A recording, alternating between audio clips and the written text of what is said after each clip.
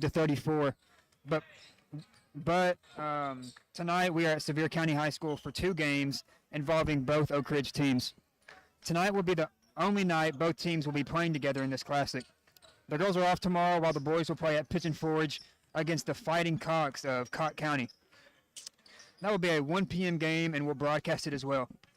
We would like to thank our advertising partners who will be with us all season long. They include the Fox Insurance Group, the Oak Ridge Utility District, TN Bank of Oak Ridge, Ortho of Tennessee, Mortgage Investors Group, Mike Kelly with Betsy Coleman Realty, and Laura Lynn Green with State Farm Insurance. Thank you very much for helping us out once again with our broadcast. We couldn't do it without you. Our first game will be Wildcats taking on the Cherokees of South Doyle. This will be the Cherokees' 5th game of the season, while Oak Ridge will be playing game number 2. Oak Ridge leads the series 4 games to none, but the 2 teams have not played each other since 2007. Oak Ridge hasn't played in over a week since their 40-point win against York. The group that played last week will be joined by the football players for the first time tonight. Oak Ridge opened up last Tuesday with a convincing 94-52 win over York Institute. Oak Ridge was led that night by Brennan Scott's 22 points. Oak Ridge also had double-figure scoring from senior Grayson Strader, who had 17, Caden Brighthart, who added 19, while Ray Watson had 10. The Wildcats began their 13th season under head coach Aaron Green and their 80th season all-time since 1943. Coach Green has a 331-64 all-time record at Oak Ridge. Oak Ridge doesn't return any starters from last year's team and has only 4 seniors total on the roster. The senior with the most experience is Grayson Strader, and he'll be counted on for not only his play on the floor, but his leadership as well. Bryson Comer returns as well, but has limited varsity experience. Bryson will be counted on greatly as an inside player for the Wildcats. The 2 other seniors are Lucas Hammonds and Marcus Peters. They are participating in their first ever varsity basketball games. They went on the team a year ago. The Wildcats are very young, with their point guard being a sophomore, Ray Watson. Caden Brighthart, a junior, was a bright spot last week and will be a significant contributor this season. One of the football players joining the team tonight include junior Price Davis, who had a good summer for the Wildcats, according to Coach Green. The Wildcats played 11 players last week for York, including 3 other sophomores, Gavin Johnson, Shamar Green, and Cameron McCullough. Junior Jaquez Thomas also played on Tuesday in the win over York, scoring 5 points. Also on the team now, fresh off the football field, are 6'5" Cooper Williams, the tallest varsity Wildcat. Junior Connor Cummings and sophomore Ethan Eubanks, who at 6'5" is technically the tallest player, but we'll see if he's a JV player or varsity. Expect some growing pains with this group, but the ceiling is high for this team. Tonight we are on FM 92.7 and FM 94.7, prepradio.com, and Channel 15. We are also attempting to stream the game on our YouTube channel, Prep Radio. It is time to take our first break. When we come back, we'll have the starting lineups and the tip-off for this game between Oak Ridge and South Doyle. And we'll be back in 60 seconds. You remember Ty Cates, who played for Alcoa last year? Yeah.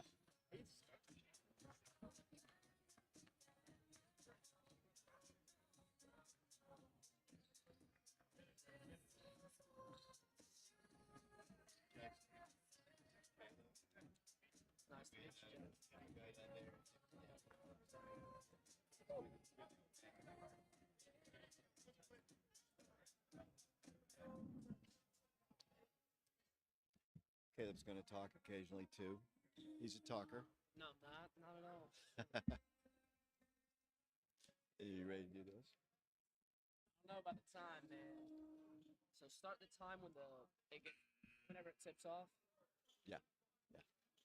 They just hit the space bar. Good evening and welcome Yes. to Sevier County High School. The What? Bonds Universe shows Yeah. raising up and Gene Husky Ford for the second game of tonight, Smoky Mountain Thanksgiving Classic action between the Cherokees of South. Welcome back once again to Sevier County High School. David Clary, Jackson Lane, Caleb Riker, and Gavin Contop with us here at Sevier County. The starting lineups are about to be introduced. Jackson, remember the basketball program for several years. Jackson has graduated now, but a lot different team than we had a year ago with everybody seems to be gone with only just a few people that are recognizable. I had to get a roster really to kind of figure out who everybody was off the sophomore team. But you know as well as I do, Coach Green is an excellent coach, and you don't have these guys playing well by the end of the season. Oh, always. I know last year, the broadcast I was on, we mentioned that last year's team had lost a lot off the previous year's team with Millaway and Jeremy Miller, players like that. And that team still ended up making it to the regional. So Coach Green always has his teams ready by the end of the year. The Wildcat starters will be Lucas Hammonds, Grayson Strader, Brennan Scott, also Raekwon Watson, and Caden Brightheart. That's the starting five that we saw a week ago at York Institute. Pretty good players, good team that we played a week ago. Not so sure about this South Doyle team. Haven't seen them play. Did not get a chance to watch them on tape. I look at their roster. They've got a lot of seniors, but they got a lot of freshmen too. I don't know if they're all dressed out. One thing that is surprising to me, Jackson, is the fact that I think the only Oak Ridge football guy here tonight off the football team is Connor Cummings. I don't see Cooper and Price Davis, and I think Ethan Eubanks were also possibly on the team, but not with us. They'll be with them soon, and we'll talk about that because we're about to have basketball for you here. It'll be Lucas Hammonds to jump for the Wildcats wearing their all-white jerseys with cardinal trim. South Doyle wearing their predominantly navy blue with red and white. It'll be Hammonds to jump, and we're about to get set here from Sevier County on FM 92.7.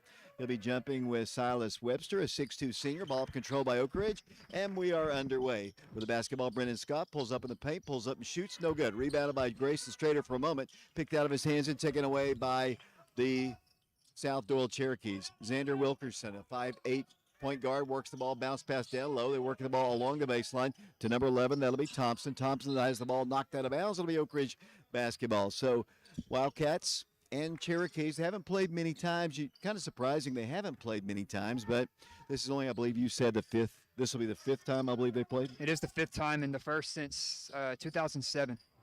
Wildcats drive in for a shot. The ball is knocked out of bounds. Missing the shot was the sophomore point guard, Ray Watson. Raekwon is his name. He is a sophomore, point guard on the team. And I'm going to, whenever we get a chance, Jackson, we didn't get a chance to talk much. The Wildcats working into Lucas Hammonds inside of Grayson Strader off the glass shot. Good.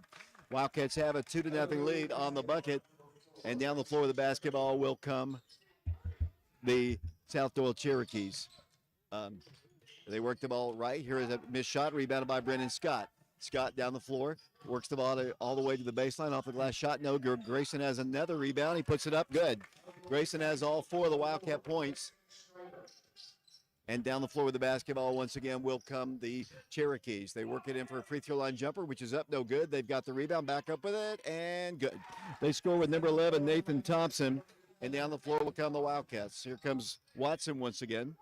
Watson sets it out to Strader. 6:46 to play. 4-2 our score. The Wildcats in the lead. Grayson, right extension of the elbow, works it back to Brennan. He thought about shooting a three and then lost the ball out of bounds. I don't know what happened there, if he was going to shoot or he saw a guy in his face, but Wildcats turned the ball over. Right. I think he was getting ready to shoot, and the defender elevated a little bit more than he expected and really had nowhere to shoot. Down the floor once again will come Webster once again. Webster's going to bring the ball across the line. Picked up by Oak Ridge's Watson. Comes off to the right elbow. And almost a steal by Raekwon. He works the ball. Number 13, that's Derek Elder. Elder dribbles at the midcourt circle. Shakes at the free throw line. Ball ripped out of his hands by Caden Brightheart. Here goes to Watson on the Wildcat steal. Watson turns, spins, shoots off the glass. No good. Tip back up, no good. Brendan Scott had it for a moment. Taken away by the Cherokees. They'll drive in for a shot, and Lucas Hammonds commits the foul. And that'll be the first foul call on him, and they'll be shooting free throws. Lucas picks up his first foul. The Wildcats about to substitute Jaquez Thomas into the ballgame. The Wildcats playing with Hammond, Strader, Brightheart, Watson, and Brennan Scott. To the free throw line will go South Doyle. Free throws up, good. 5-2 our score according to the scoreboard, although I think he just put it on the wrong side. 6:08 to play. I think it should be 4-3 actually. Am I wrong there, Jackson? I believe you are right. Yeah, I think they We'll take the points, though. Yeah, we'll take them. You're exactly right. Second toss is up good, and I believe we're tied at 4 apiece, although the scoreboard doesn't say that. Here they come down the floor. Ray with the basketball. Over it goes to the right side to Brightheart inside of Hammonds. Looks to Thomas in the corner. Jaquez won't take the shot. Here it goes to Hammonds at the free throw line. Left elbow off the glass shot. Good. Wildcats hit the bucket. And then they're going to say there's a little clock issue. And our clock issue, we're trying to work on it here. Caleb Riker working on the technical side of things, learning the system here. I'm not picking on you there, Caleb, but it's kind of a hard system to do two things.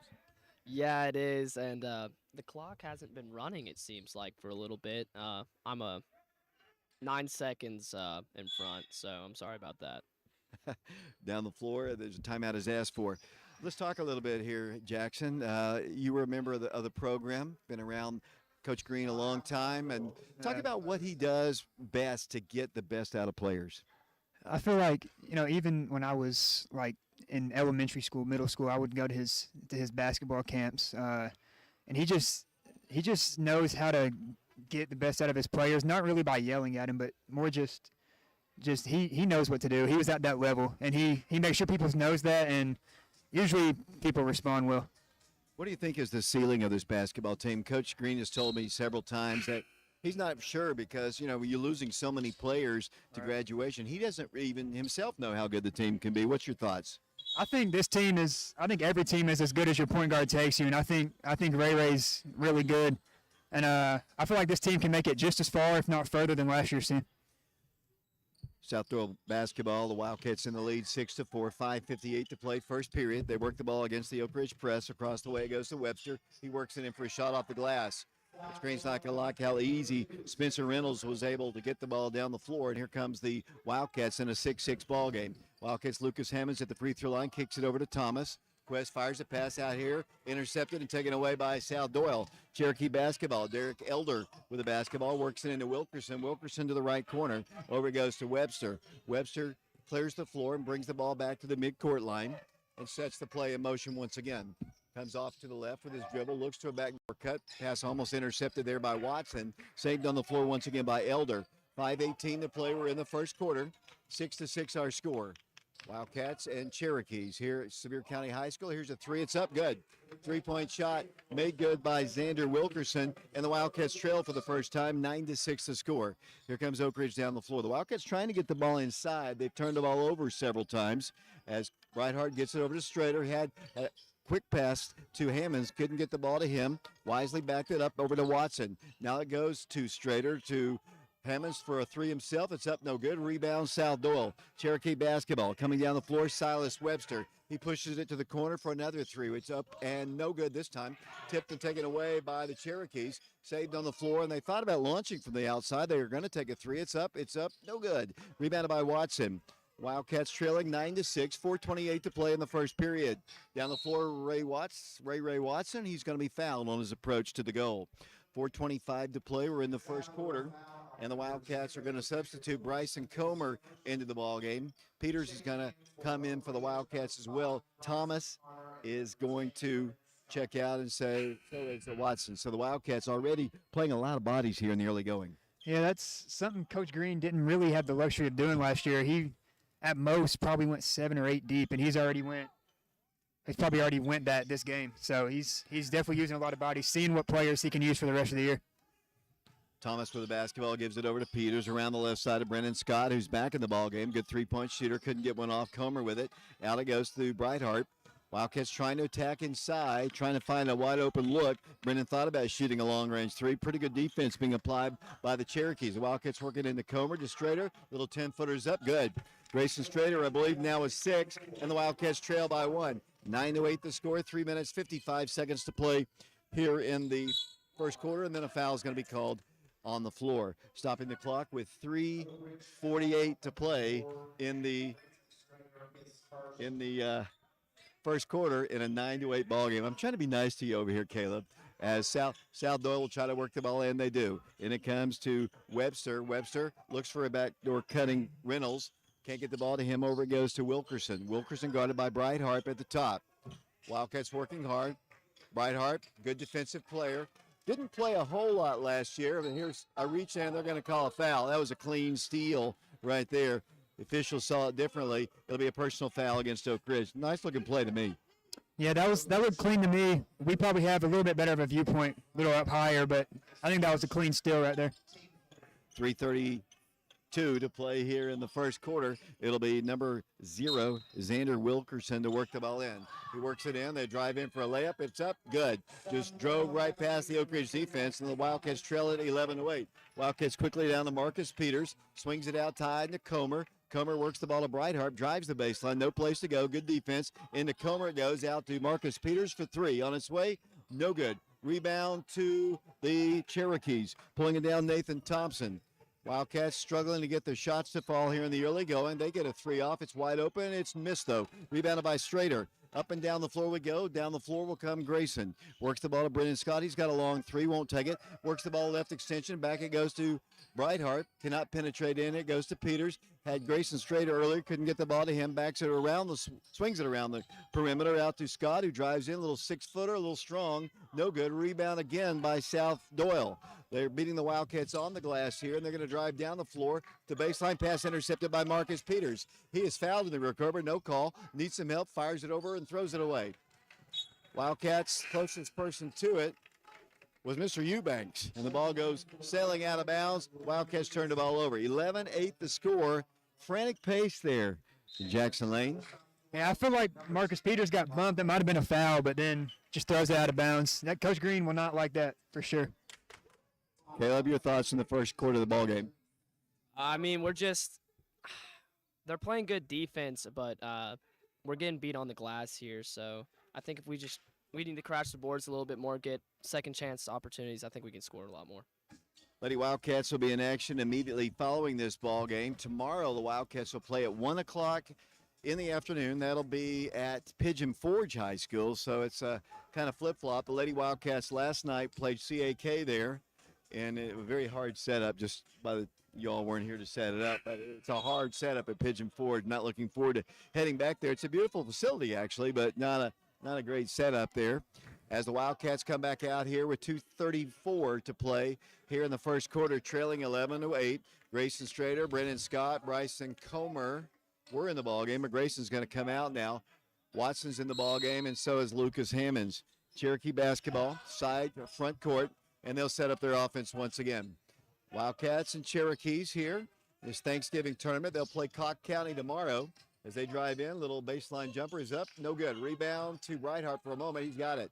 Caden Brighthart down the middle of the floor gives it over to Ray Watson outside the three-point line. The Wildcats desperately trying to get the ball inside. Now Brendan Scott, a wide open 3. He nailed it. 3-point shot, Brendan Scott, and we are tied at 11. If you give Brendan Scott an open shot like that, 9 times out of 10, he's going to knock it down. Absolutely. You saw that last year, too. Even as a sophomore, he came in many games and was a spark plug. Minute 57 and counting here in the first quarter. We're tied again, 11-11 the score. South Doyle with the basketball. They work the ball along the baseline. Comer cuts it off. Silas Webster tried to drive in. There's a walk. They didn't get it. There's a block shot. They're going to call a foul against Caden. Thought there might have been a little bit of a stutter step there. Could have called a travel there, but it was not. And unfortunately, the Cherokees will go to the free throw line. All right. That'll be the Wildcats' 4th team foul. And to the line will go South Doyle. That's Caden Brighthart's second foul. I don't see a sub coming for him yet. Grayson Strader might be coming in right here for him. And Grayson Strader is coming in for Caden Brighthart with 2 fouls. Grayson steps in, got a little wrist tied up or wrapped up. His right wrist, it looks like. It hadn't stopped his shooting. He's the leading scorer, I think, for the Wildcats to this point. Second free throw also missed. We remain tied. Lucas Hammonds on the rebound. Down the floor goes to Watson. Minute 38 to play. Ray works it into Lucas Hammonds. Drives in. A little off-balance shot. Rims out. Just wouldn't drop for him. And here comes South Doyle down the floor. Moving left to right, wearing predominantly navy blue jerseys. Red numerals, white trim. The Wildcats in their white jerseys with Cardinal. Their basketball, top of the circle, it goes to Patterson. 5'9" sophomore, out it goes once again to Reynolds. Reynolds nearly lost the ball. They dribble in the paint, all the way in, shooting, driving. Here's a shot, not taken, thrown away. It'll be Oak Ridge basketball. Good job denying the baseline right there. I thought he was going to get it and drive in just for an easy layup, but the Wildcats slid over just in time. Great recovery by Lucas Hammonds. Honestly, I thought he might have got him with the body there, but I guess the refs have blew their whistle enough tonight. They let that one slide. 11-11 the score. Oak Ridge basketball. They work it into Bryson Comer. Turns, spins, kicks it out. There's Brennan again. Three-pointer, right corner's up. This one's no good. Lucas on the rebound, up. He's fouled. Lucas Hammonds will go to the free throw line. He is fouled by Nathan Thompson, 6-foot sophomore, and Lucas will go to the free throw line. We are live here at Sevier County High School. Glad you've tuned in. The Wildcats. Is that the right score? I'm not even sure what the score is, honestly. Every time I look up there, it changes as Oak Ridge goes to the free throw line. I'll let Jackson work on that. Free throw is good by Lucas Hammonds. And it was 11-11, was I not? I have South Doyle with 11 points right now. Yeah, it was 11-11 a minute ago. Lucas missed that free throw. I think have- we should be up 12-11. I have Oak Ridge with 12 now. Okay. 12-11 is the score. Scoreboard says 15-13. Their basketball. They look for a backdoor cut. Unable to do it. 40 seconds to play in the first quarter.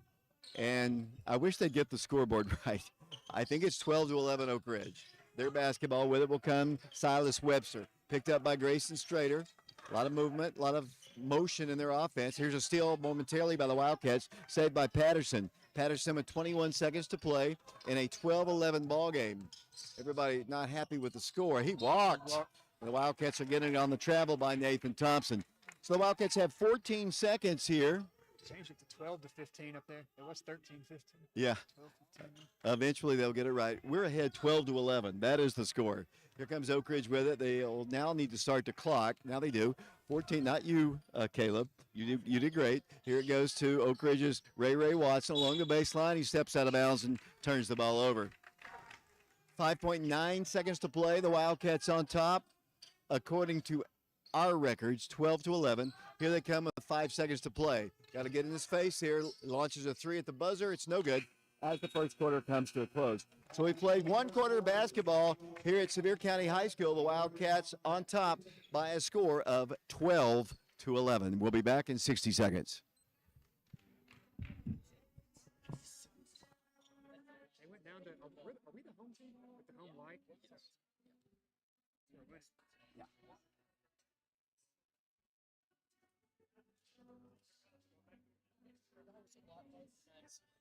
It goes quicker. That's the trouble.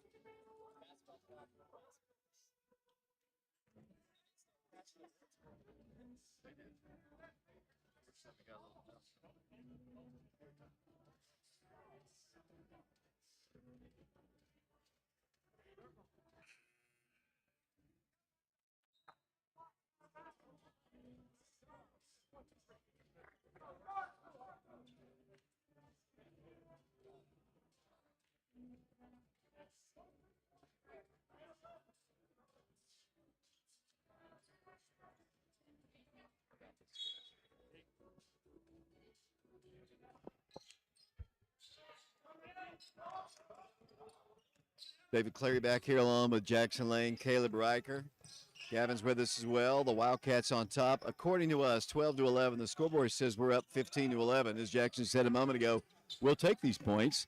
Silas Webster, top of the circle. The Wildcats come out with Raekwon Watson, Brennan Scott, Caden Brightheart, Grayson Strader, and Lucas Hammonds. Wildcat defense stifling right now. They're trying to get the ball down low. Got a lot of motion in their offense. The Wildcats aggressively defending. Caden's got to be a little bit maybe less aggressive because he's playing with 2 fouls. They missed a shot rebounded by Brennan Scott. Here comes Brennan down the floor. Works the ball left side. Ray for 3 on its way. It's going to be short. Lucas Hammonds can't get the rebound. Pulled away by the Cherokees. Here they come down the floor. Moving left to right as we broadcast from the mid-level here at Sevier County. A lot of purple in this gym as they work it out. Number 2, that's Reynolds. Over to number 13, that's Derek Elder. Elder drives in against Scott. Hops, shows up a shot, no good. It's out of bounds. Last touch by South Doyle. 6:57 to play, second quarter. The girls' game will follow. We'll hope you'll stay tuned for that. And we want to wish everybody a very happy Thanksgiving week. Coming up here, we have one more game of basketball coming up tomorrow, 1 o'clock game. The boys playing Cocke County. Brightheart drives in, throws up a shot, no good. Wildcats get an offensive board, and Lucas Hammonds wants to go right back up with it, and he scores.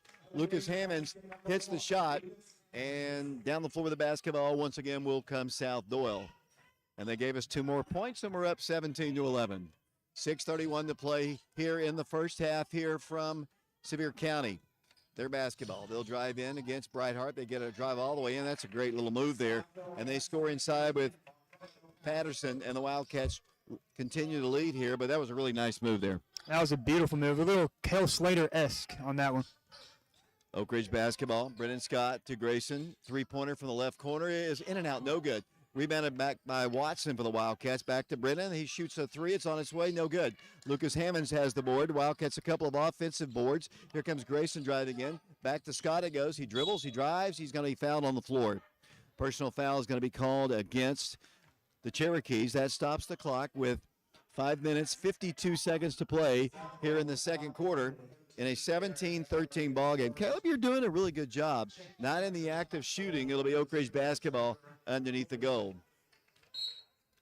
Wildcats to work it in. Brightheart looks to Lucas. Hammonds goes into Grayson Strader instead. He missed a shot. Lucas has the offensive glass, puts it in and scores. Lucas Hammonds off the glass, and the Wildcats have 2 more points, and down the floor will come South Doyle. Here they come. Number 1 with it, Silas Webster. He is 6'2". He is a senior. Out the top of the circle, they dribble in. They're quick. They work the ball along the baseline. They swing it to the corner.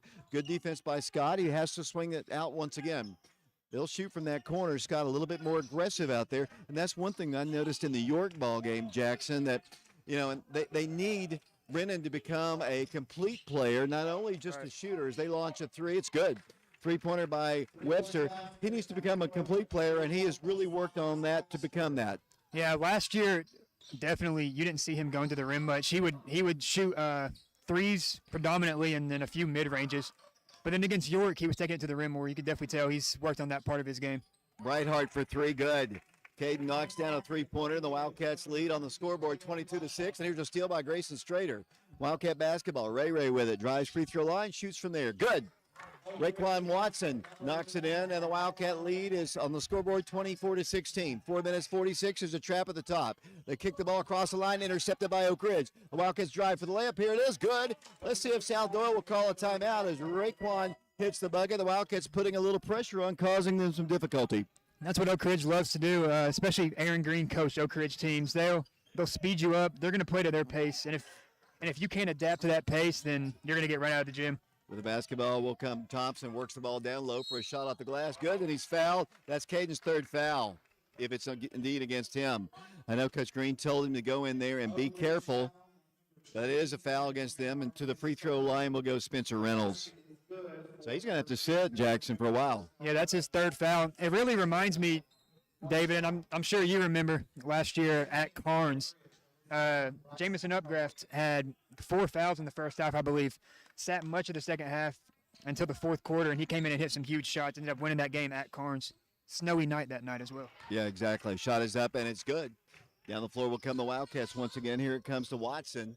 Picked up defensively out high by Xander Wilkerson. He swings it over to Bryson Comer's in the ballgame. The Wildcats have a bigger lineup in with Comer, Hammonds, and Strader. And Brennan Scott, if he had caught that cleanly, you know he was going to pull it and shoot it. He was ready. He works the ball inside of Hammonds. He turns, he spins, he shoots. Good. Really nice shot. Lucas Hammonds, and Jackson, you remember this probably. He played as a freshman as the Wildcats almost steal the inbounds. Played as a freshman, has not played since. I guess he's played at the Civic Center or pickup games, but he's really a fine addition to this team. Yeah, he pretty much lived at the Civic Center, I guess his sophomore and junior year. And I know even in middle school I played with him, and he was actually on the receiving end of one of my nicest passes of all time. And he finished it as well, so I appreciate him for that. Long three is up, no good. Hammonds on the rebound for the Wildcats. Here they come back the other way. Ray coming middle of the floor, stops, pulls up left elbow. That's going to be short. Maybe a little rushed on that shot. Down the floor will come South Doyle. 28-19 according to the scoreboard. We don't believe that is correct as the Cherokees bring the ball across the line. The girls' game will follow. Halftime will have the stats as well. I hope you'll stay tuned for that. With the basketball, they've got a three on the left side. It's up. Good. Left number 10, Marquell Patterson, and the Wildcat lead is cut. Here comes Oak Ridge down the floor. Here's Grayson Strader. He's got a wide open three. Shoots it. No good. Rebound tracked down by South Doyle. Here come the Cherokees. Bryson Comer trailing all the way down. Here's the shot. No good. A little bit out of control that time with Xander Wilkerson. He got bumped quite a bit, but no foul. It'll be Oak Ridge down the floor. Watson with it, 2:47 to play. Hammonds at the free throw line. And Bryson Comer turns, spins, shoots, good, and he's fouled. Bryson Comer with a bucket and has an opportunity for a three-point play. That was a great entry pass. Was that Ray that passed that? I didn't see it. I think it was Was it- Strader. Strader. Great pass by Strader there to Bryson. The basket is good. It'll be Oak Ridge going to the line as Marcus Peters checks into the ball game once again, and Lucas will check out. Wildcats playing with Grayson Strader, Marcus Peters, Bryson Comer, Brennan Scott, and Raekwon Watson, and a timeout or a warning has been given to the South Doyle bench. And no technical, which is good. I like that. I like to see a warning, actually. Yeah, there's a few officiating crews that are very quick with their technical whistle, and Coach Green knows all about those refs, I'm sure. Free throw is good by Bryson Comer. He completes the three-point play, and down the floor will come the Cherokees. 2:41 to play here in the second quarter. With the basketball will come South Doyle. They'll move the ball across the line. They'll dribble in, steal for a second by the Wildcats. Saved on the floor by the Cherokees. To the corner, they'll drive the baseline. Nearly a walk there. High looping pass, saved and pulled down by Patterson. Free throw line jumper is too strong, no good. Brendan Scott on the rebound. Ripped out of his hands. Taken, though, back by Scott. He dribbles down the floor, saved away by the Cherokees. Back to Brennan, inside to Bryson. Bryson turns, spins, shoots, and scores. Bryson Comer off the glass. It was helter-skelter there, but the Wildcats get the two. I feel like there could have been a foul call on that one. I guess he didn't get enough of him. Bryson had the guy in the air and almost came down on him. I guess he avoided him enough, though.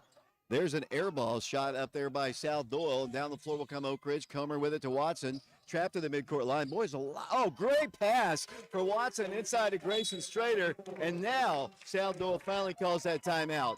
Great little flurry of offense and great defense and ball movement and great entry pass, as you said. Nice play by the Wildcats. That was a beautiful play by Ray, just dumping it off there for a wide-open Bryson Comer. We are live here at Sevier County High School on FM 92.7, FM 94.7, prepradio.com, Oak Ridge Schools Television Channel 15. We're also streaming this game on our YouTube channel, Prep Radio. Caleb, we haven't heard from you in a while. Exciting little bit of action here. The scoreboard, well, hopefully we'll get an update on what the actual score is. But either way, the pace of the game has been very frantic, and so far the Wildcats looking strong.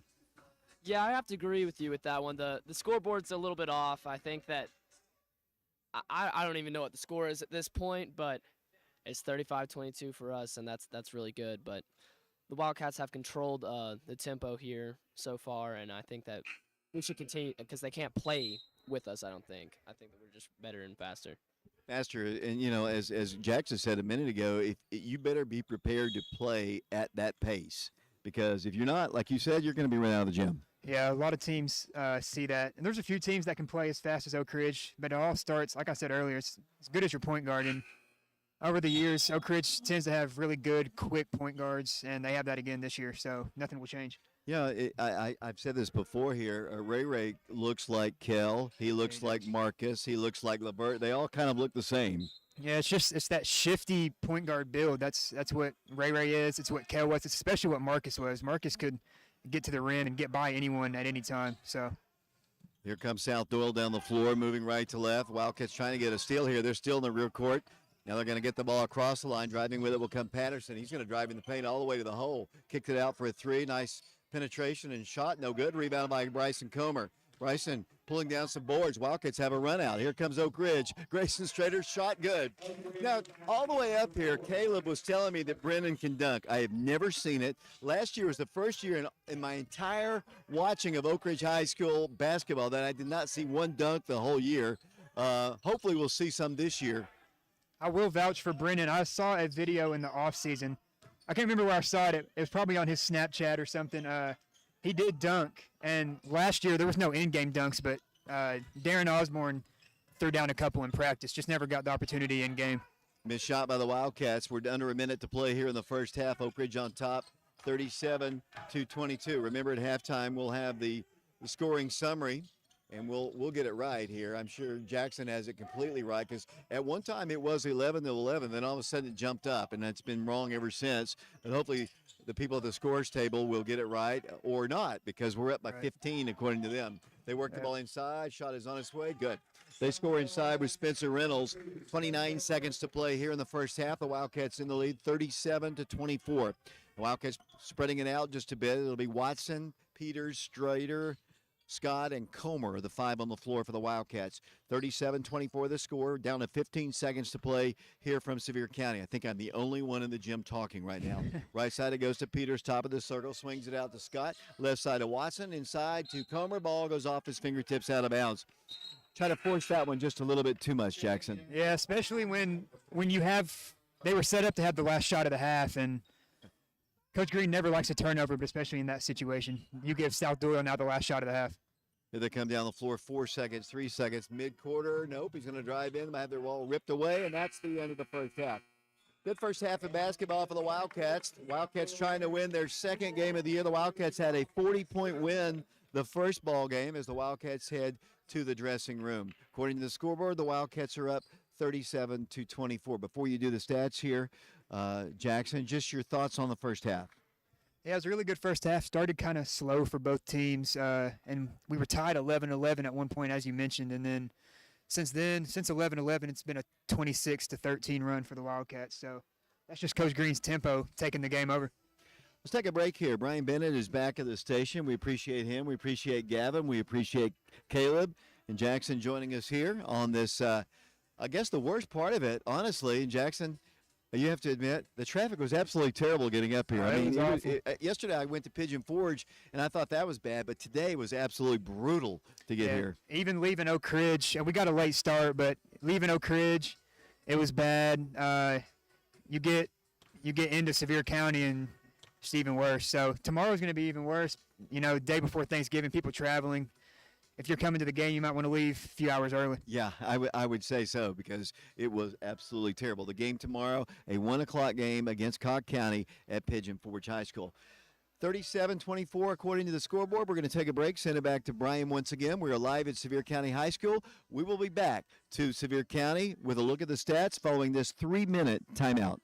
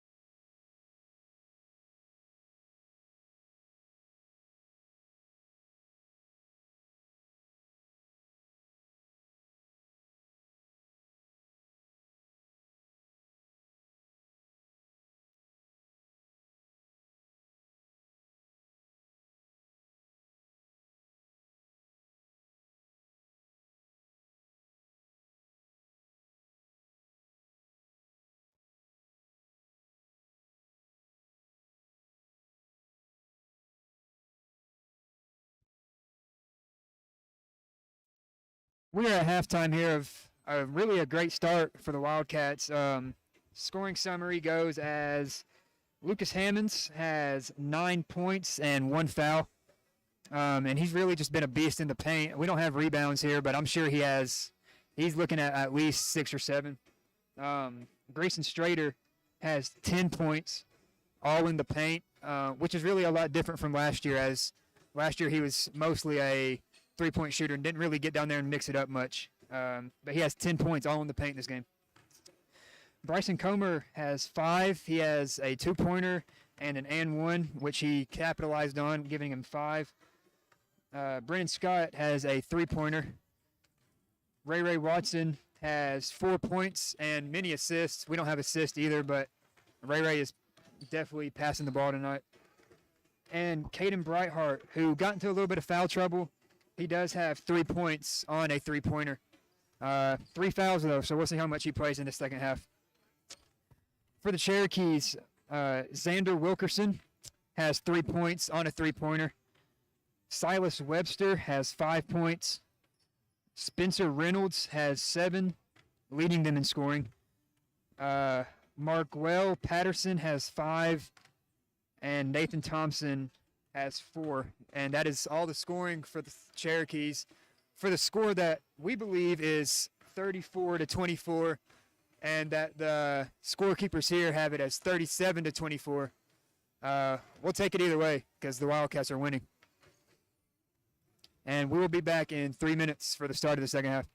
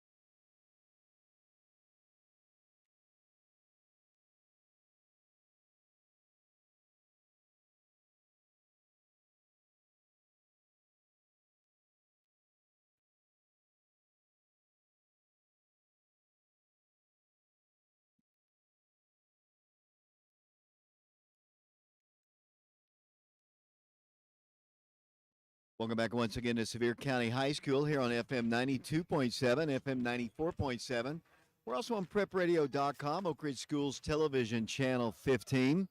And we're streaming the game live on our YouTube channel, Prep Radio.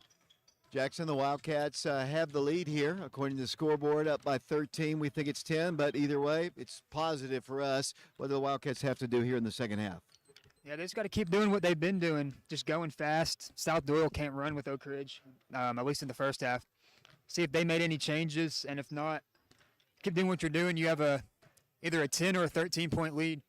Either way, it's double digits. So just keep doing what you're doing, and you'll find yourself victorious after this game. I guess the only negative stat is the Caden Brighthart third foul picked up late in the second quarter. Right, that third foul. Coach Green's going to be careful with him. I have a feeling he might start because Caden's disciplined. I have confidence in Caden. He won't pick up his fourth until at least the fourth quarter. Caleb saw something interesting. I didn't notice it. Caleb, what'd you see? Saw Bryson limp off at halftime. I didn't want to say anything because I saw you guys talking at half, but I think it was at the end where everybody was kind of scrambling for the ball, and I think, wow, that was loud. But Marcus ended up picking it up, and the time ended up running out. But I saw him limp off to the locker room, but he seems fine. He's down by the bench now. Everything looks good. And we're about to get started once again here in the second half. It'll be Grayson Strader, Ray Watson in the ball game, along with Brennan Scott, and let's see, Caden Brighthart and Lucas Hammonds. Wildcat basketball, Brennan with it, top of the circle. Wildcats in the lead here as we start playing the third. Brennan for three, right corner, good. Three-point shot, Brennan Scott coming off, I believe he had a 22-point performance against York, and the Wildcats increased their lead, and Wildcats shooting the ball well from the perimeter. Here they come down the floor. They have shot the ball well from the perimeter, and there's a shot good for three for them. As Silas Webster with a bucket. Here comes Oak Ridge down the floor. They had Hammonds early, couldn't get the ball to him. Ray with it to Strader. Grayson outside the line, penetrates left, kicks it out to Watson. Watson to Hammonds, dribbles in, will not shoot. Brennan will, top of the key, three. No good, rebound. Great rebound position for Grayson Strader. Ball knocked out of bounds, though, by South Doyle. I think Grayson was surprised that they were able to rip the ball away. They've got some big physical guys that have really kind of played havoc inside against the Wildcats. The Wildcats working into Strader for the shot. Good. Off the glass, great inbounds. In heavy traffic there, Jackson, but the Wildcats still able to get the bucket. Yeah, and going back on your point, they do have some big guys. I don't remember their football players' names. That was our first game of the year, but I reckon to say at least number 11 played some football for them. Here's a steal by the Wildcats. Brennan's got it to Caden Brighthart. Three-pointer left corner is up, no good. Rebounded by South Doyle. Here come the Cherokees down the floor, now moving right to left. If you're listening on the radio, wearing their all blue jerseys, red and white. The Wildcats in their home white jerseys with Cardinal. Their basketball left corner. I thought he was going to launch from the corner. They worked the ball inside. Good defense, Oak Ridge. Out it goes to Reynolds. Reynolds swings the ball around the perimeter. 6.5 minutes to play third quarter. Number 3 goes in with a shot, good. He scores off the glass with Spencer Reynolds. Came to a dead stop, pulled up, tried to draw a foul. The shot went in. 42-29 the score, Oak Ridge ball. Caden Brighthart drives, pulls up inside the paint, shoots and scores. Caden Brighthart off the glass, and the Wildcat lead is increased once again. Nice, again, aggressive move by Caden Brighthart. Caden's a strong kid. You might not be able to tell it from the camera, but you can also tell by his defense. He's not getting blown by too much. He's a brick wall down there. Here they come driving into the left block, unable to shoot. Good defense there. 5:53 to play third quarter. We're at Sevier County High School. The girls' game will follow here on FM 92.7. We'll hope you'll stay tuned for that. For the basketball will come Derek Elder. Elder is a 5'11 junior player. He was a football player. I remember his name from that opening football game. 44-29 on the scoreboard. Wildcats in the lead here. South Doyle, the Wildcats trying to win their second game. They'll play Cog County tomorrow at 1 o'clock. They give up I thought he was going to take a three. He works the ball to the right elbow. Right side it goes to Thompson. Thompson backs it up. They've got a three on its way. It's up good. They can have some shooters that can knock them down. Spencer Reynolds, and down the floor will come Oak Ridge. Yeah, they do have a lot of shooters. I think they made 5 threes as a team. Hammonds with it. Free throw line. Swings it out to Ray. He's got a three. This one's going to be short. Out of bounds it goes. It'll be the South Doyle Cherokees coming back the other way. 5 minutes to play here in the third period. 44-32. I just looked down on the floor and I see my uncle is here. I didn't know he was coming as the ball's worked in, and it comes to number 3. That'll be Nolan Brang. Brang's going to be harassed in the rear court and trapped. They work the ball across the midcourt line with a pass back to Brang. Brang works the ball inside for a shot inside the paint. Good. And they've cut the lead here. It's down to 10 on the scoreboard, 44-34. The Wildcats down the floor with Ray Ray. Penetrating in, he lost the ball. Taken on the floor by the Cherokees. Wildcats, a little bit of a couple turnovers here and some missed shots. Yeah, they're just playing bad basketball right now. They're missing open shots. They're turning the ball over. It won't last too long. If it does, you won't be on the court. He'll get someone else in there. So Reynolds with it, top of the circle to Thompson. Thompson swings the ball left side. They've got another three on its way. This one's no good. Good rebound, Grayson Strader of the Wildcats. Here they come down the floor. Oak Ridge by 10. They work the ball across the line. Here it goes to Lucas Hammonds. Kicks it out around the left side of Brightheart. Wildcats looking into Strader. He'll turn in the paint, give it into a nice cutting Ray Watson. Missed a shot. Ball's off the head of Lucas Hammonds out of bounds. Wildcats missing a couple bunnies right there, and you can see by the body language, Coach Green not too happy.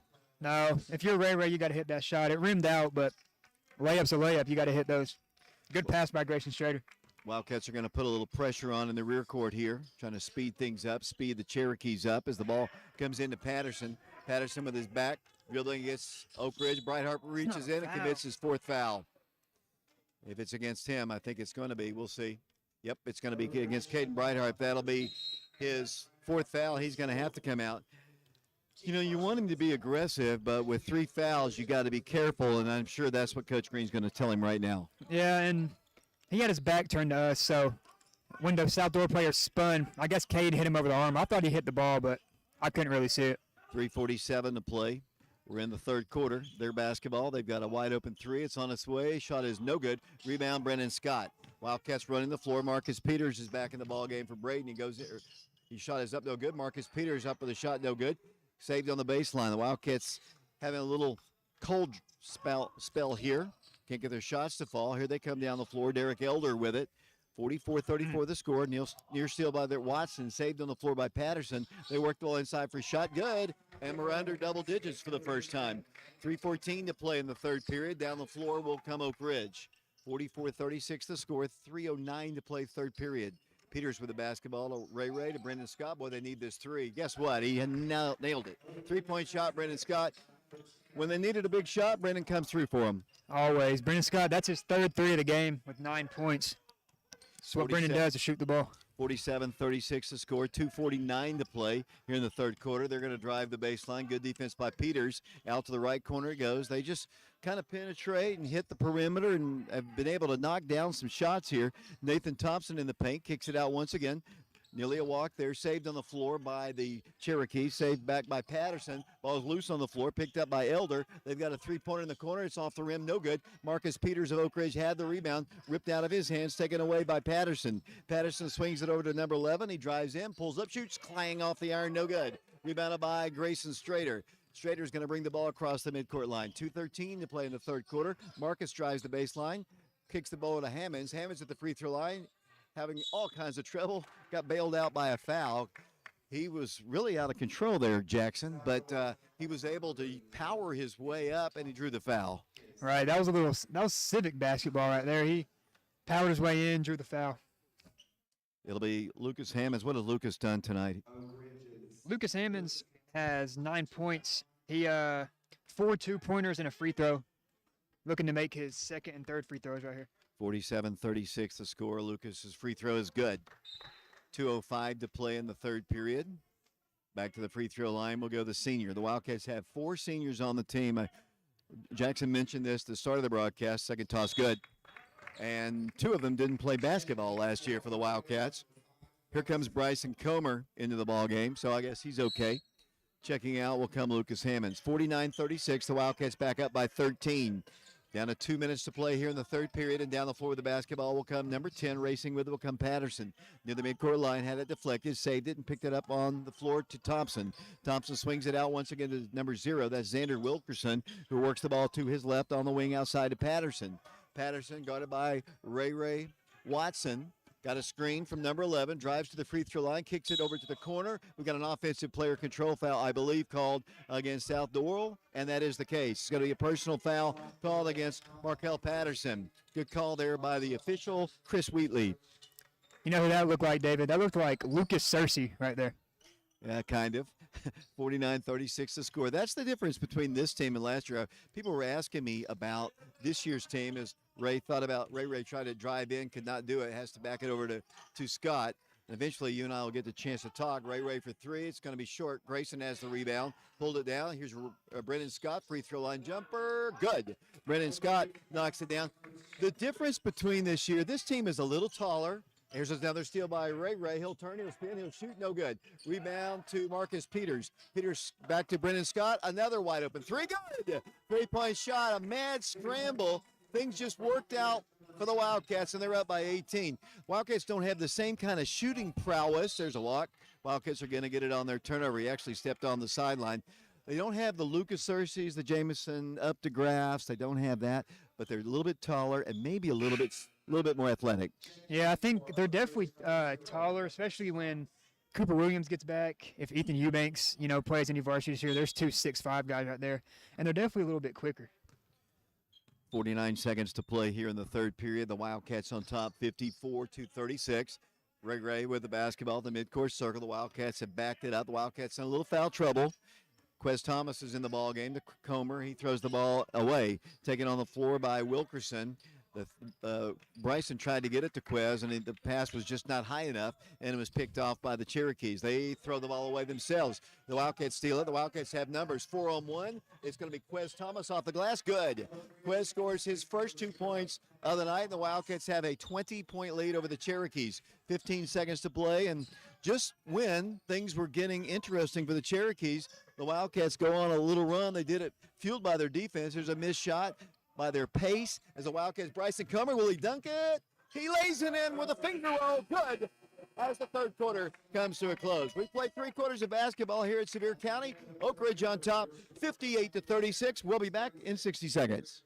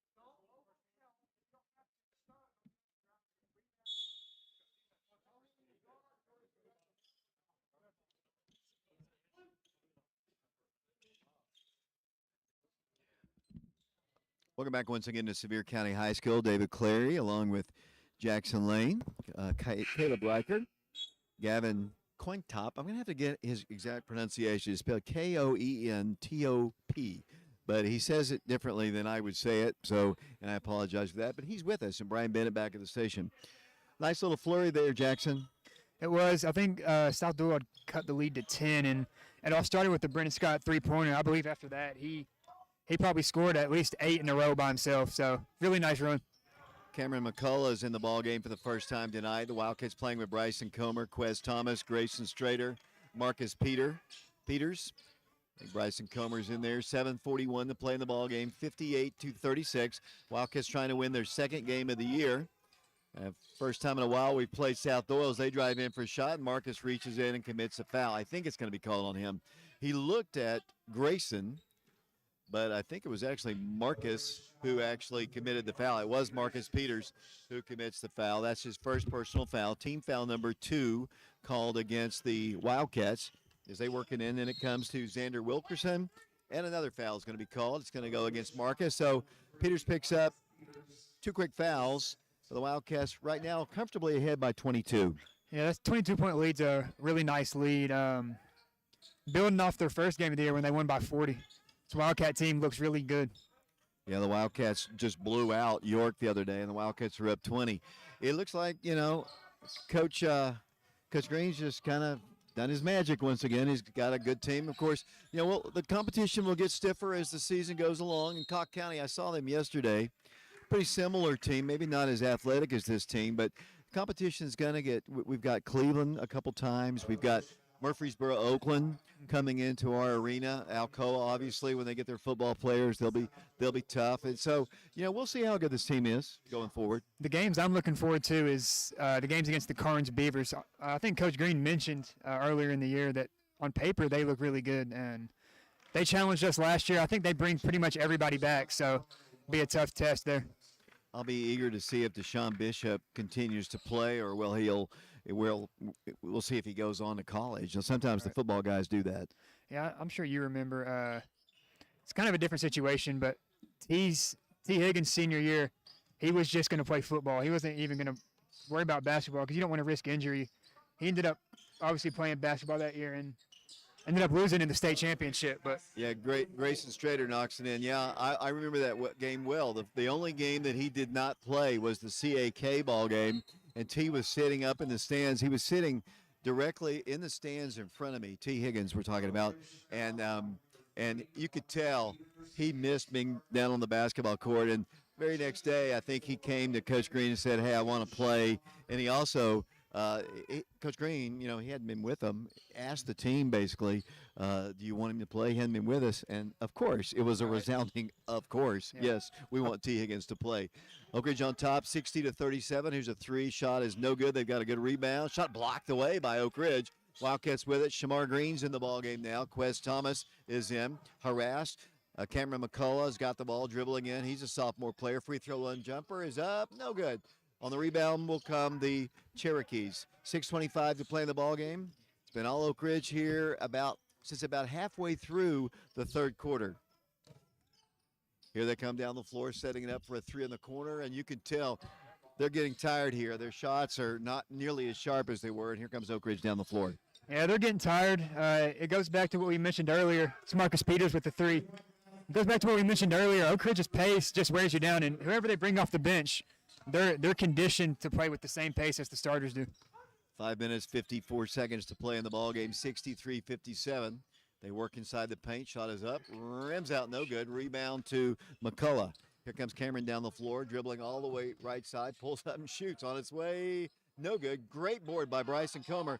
Couldn't finish the shot. Wildcats get the rebound, though, with Marcus Peters. Back to Quez he goes. Quez has got a three. It's stat time here for the Wildcats. Just taking the ball and shooting the ball wherever they get it. Yeah, well, especially with Cam, and Shamar. Shamar hasn't shot it yet, but with Cam, he's a sophomore. You get varsity minutes, you're going to shoot him whenever you get him. Exactly. So.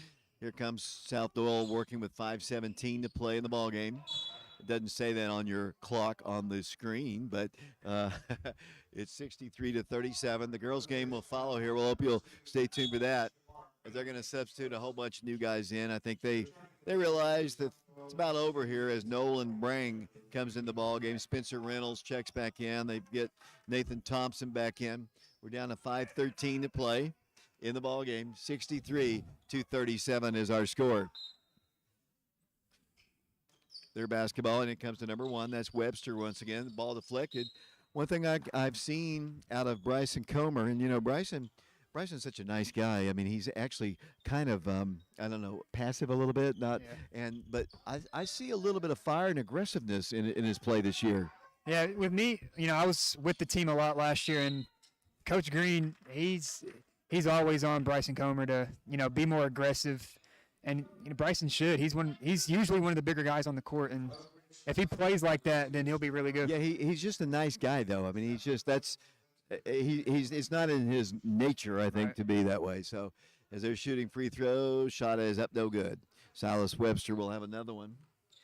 Caleb Riker is doing our technical work up here, and I think he's done a pretty good job. We got the stream going. Hopefully we'll be able to do that tomorrow. As they go back to the line, Webster, shot is good.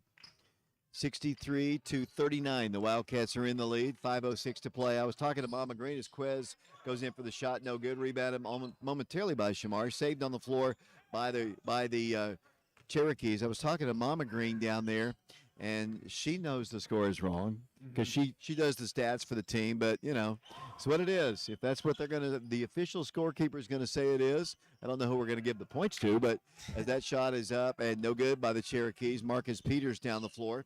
Peters over to Shamar Green, back to McCullough into Comer. On the right block, he'll turn, give it into Quez.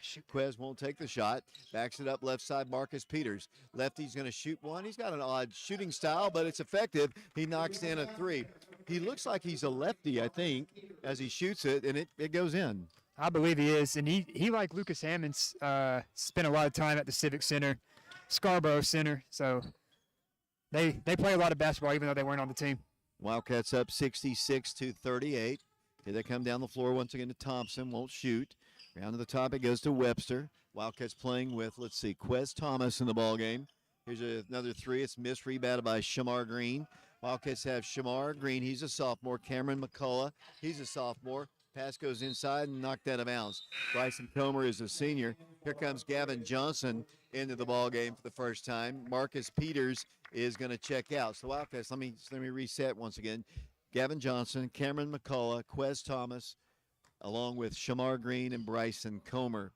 So Bryson's the old man out there. The rest of them are sophomores, and Bryson's a senior. 3:40 to play in the ball game. 66-38 the score.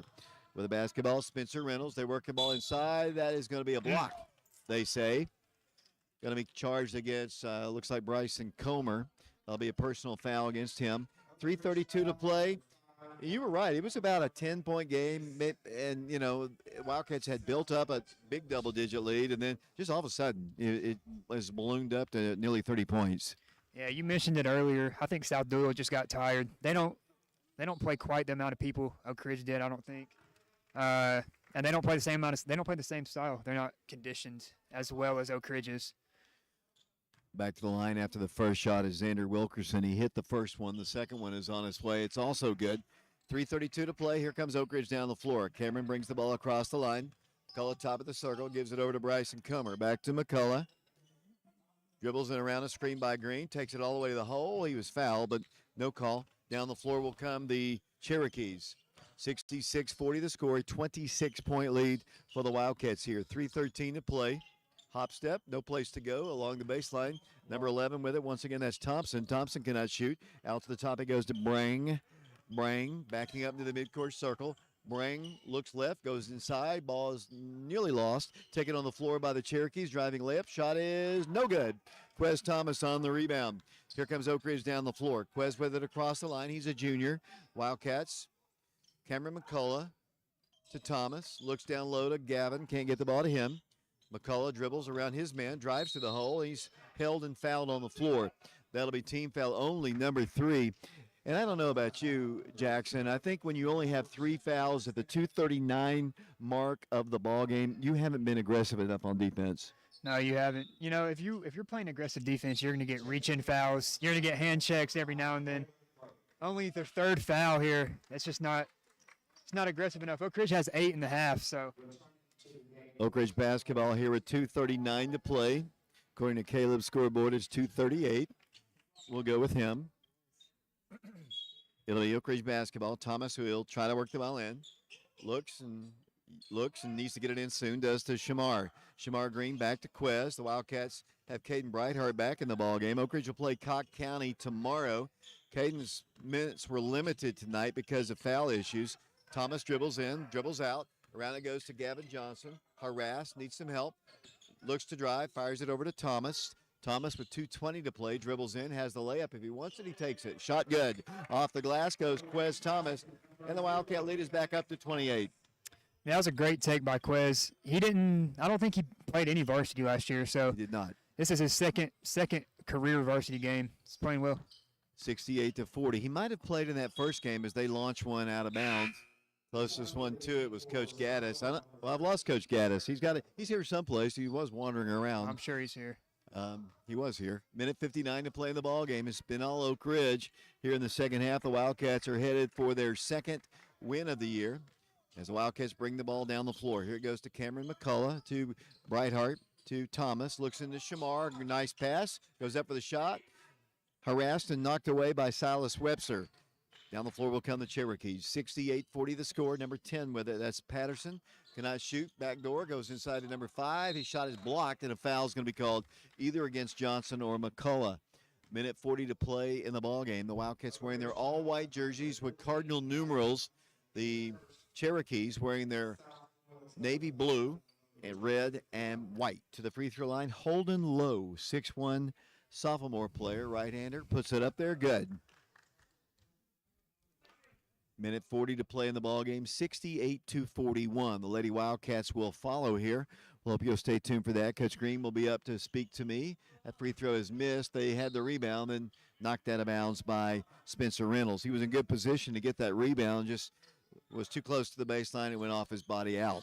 It'll be Oak Ridge ball coming down the floor, moving left to right in the final 94 seconds of this basketball game. Oak Ridge with it to Quez, top of the circle. Works the ball right side to Brightheart. Brightheart drives in, stops, pulls up, shoots. He's fouled, and Caden will go to the free throw line. Jackson Lane, what has Caden Brightheart done tonight? Like you mentioned, limited minutes because of foul trouble. But in his time on the court, he has 5 points. He's going for 0.6 and 7 now. A little bit low on that. Probably as Caden goes to the free throw line. Toss on his way up there. Good. Foul trouble is an issue with him as they'll substitute into the ball game for the first time. That'll be somebody named Elijah coming in. I don't have him officially. It might be number 4 on our roster here. Maybe that's who that was. I think the way he pronounced his name was Rotten. 5'7" sophomore. Not the right number, but the name corresponds with the name I have on the roster. That free throw missed. 69-41 the score. Number 10, Patterson with it down the floor. They still got a lot of their mainline guys in the ball game who've played a lot of minutes in this one. Lowe is in the ball game. I think that's Rotten with it. Number 10, that's Patterson. He's played quite a bit in the ball game. He's cut off at the free throw line by a good defensive effort. They shoot from the three-point land. Shot is no good. Shamar battles, can't get the rebound. Saved on the floor, blocked away by McCullough. Saved by Shamar Green. McCullough might be the smallest player on the floor. He got a little help from Green as the Wildcats. Quez shoots the 3 from the corner. A little short. Shamar on the rebound. Good.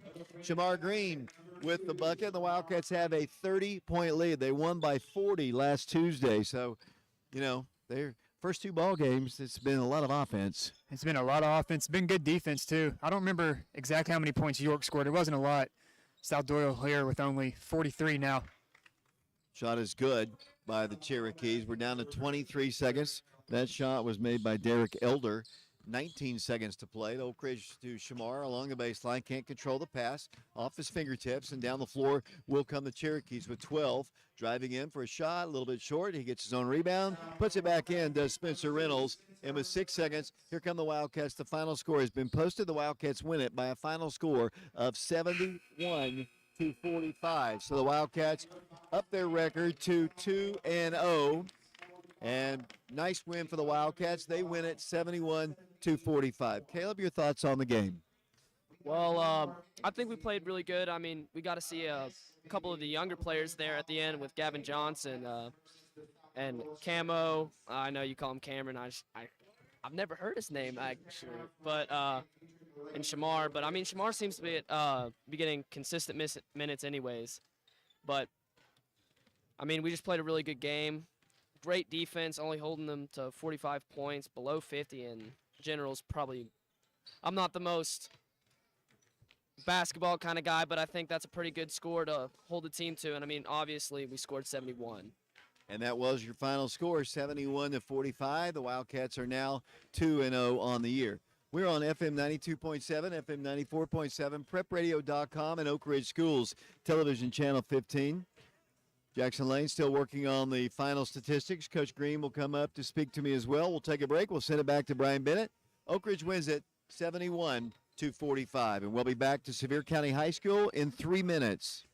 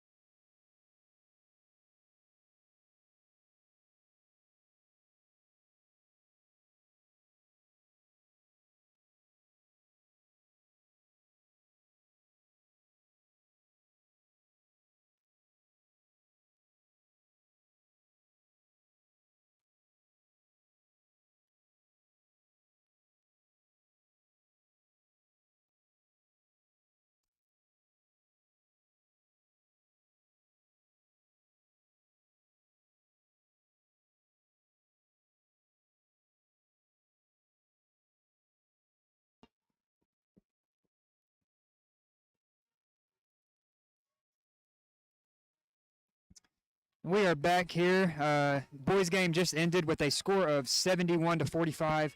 We had it 68 to 45. The scoring summary goes as Jaquez Thomas with 4, Lucas Hammonds with 11, Shamar Green with 2, Marcus Peters with 6 with 2 threes. Grayson Strader led scoring with 14, along with Brennan Scott, who also had 14. Brennan Scott hit 4 3-pointers. Bryson Comer had 7, Ray had 4, and Caden Brighthart, with limited playing time, had 6 points.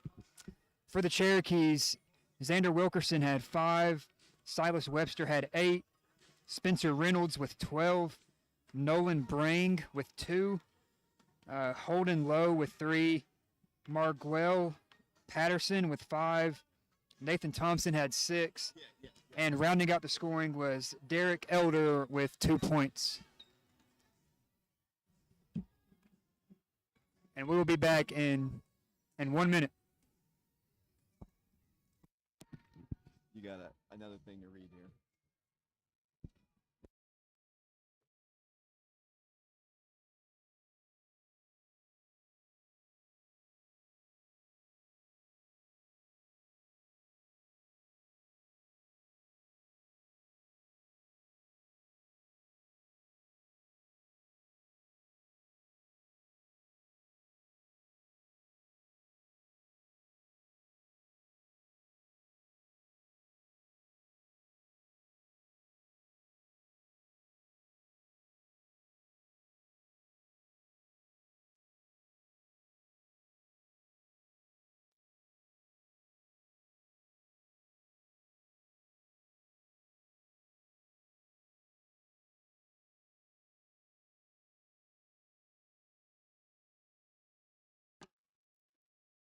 Welcome back. I'm getting ready for the girls' game. It's been a rough beginning for the Oak Ridge Lady Wildcats, with early season injuries, illness, and other issues depleting the Lady Wildcat roster.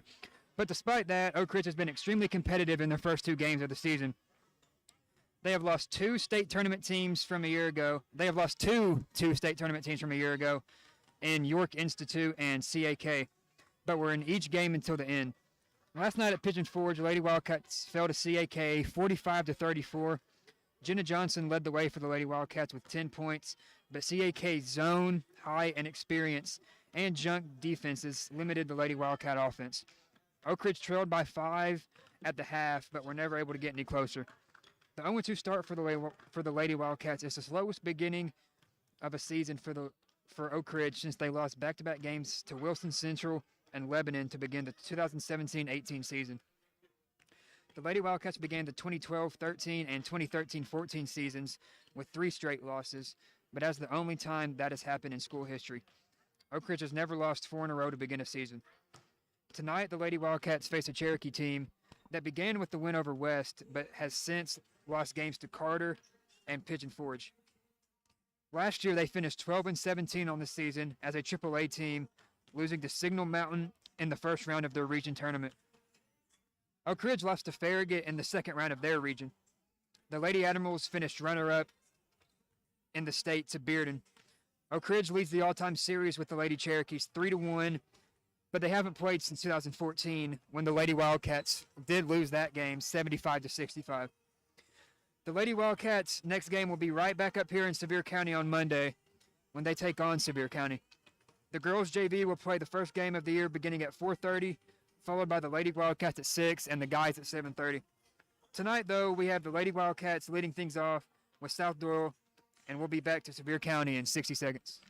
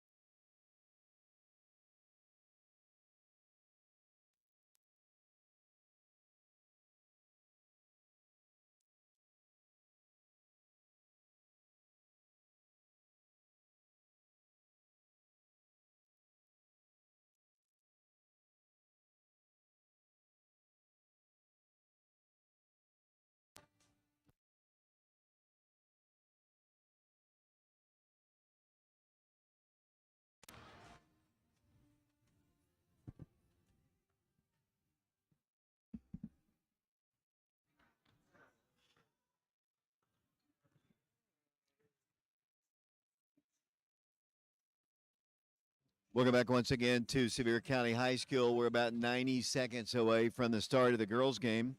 So far, so good. The Wildcats win their second ball game of the year. They do it in impressive fashion.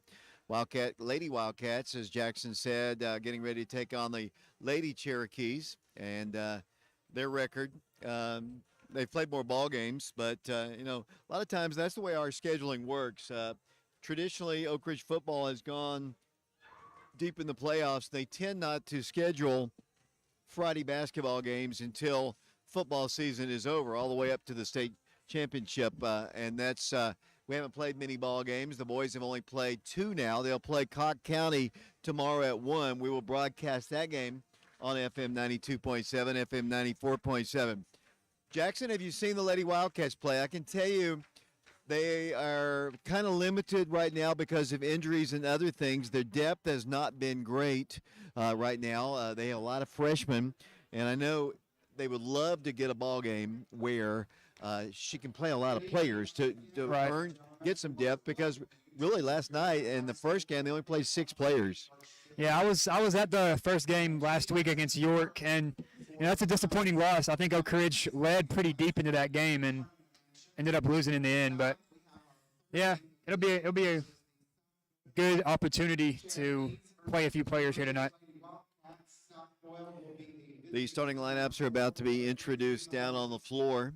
Lady Wildcats, and you know this, Jackson, but a good portion of the Lady Wildcats team is made up of that Robertsville state champion team that play, but they're still only sophomores. And one thing I noticed last night, and one thing I noticed against York, because of their really lack of size and just physical presence, they get pushed around, and you'd expect that from a sophomore-dominated team. Right. Any coach would tell you, at least Coach Green did, I'm sure Paige tells them, high school is a lot different from middle school. At the freshman tryouts when I was a freshman, first thing Coach Green told us was, I don't care what you did in middle school. It's high school now, and I'm sure that's what these players are learning here. Henry Green's going to get the start for the Lady Wildcats. Oak Ridge is going to start Ayana Porter. She'll be starting at the point, and the Wildcats will get Bella Boone and Jenna Johnson. The other starter is Zayana Stewart.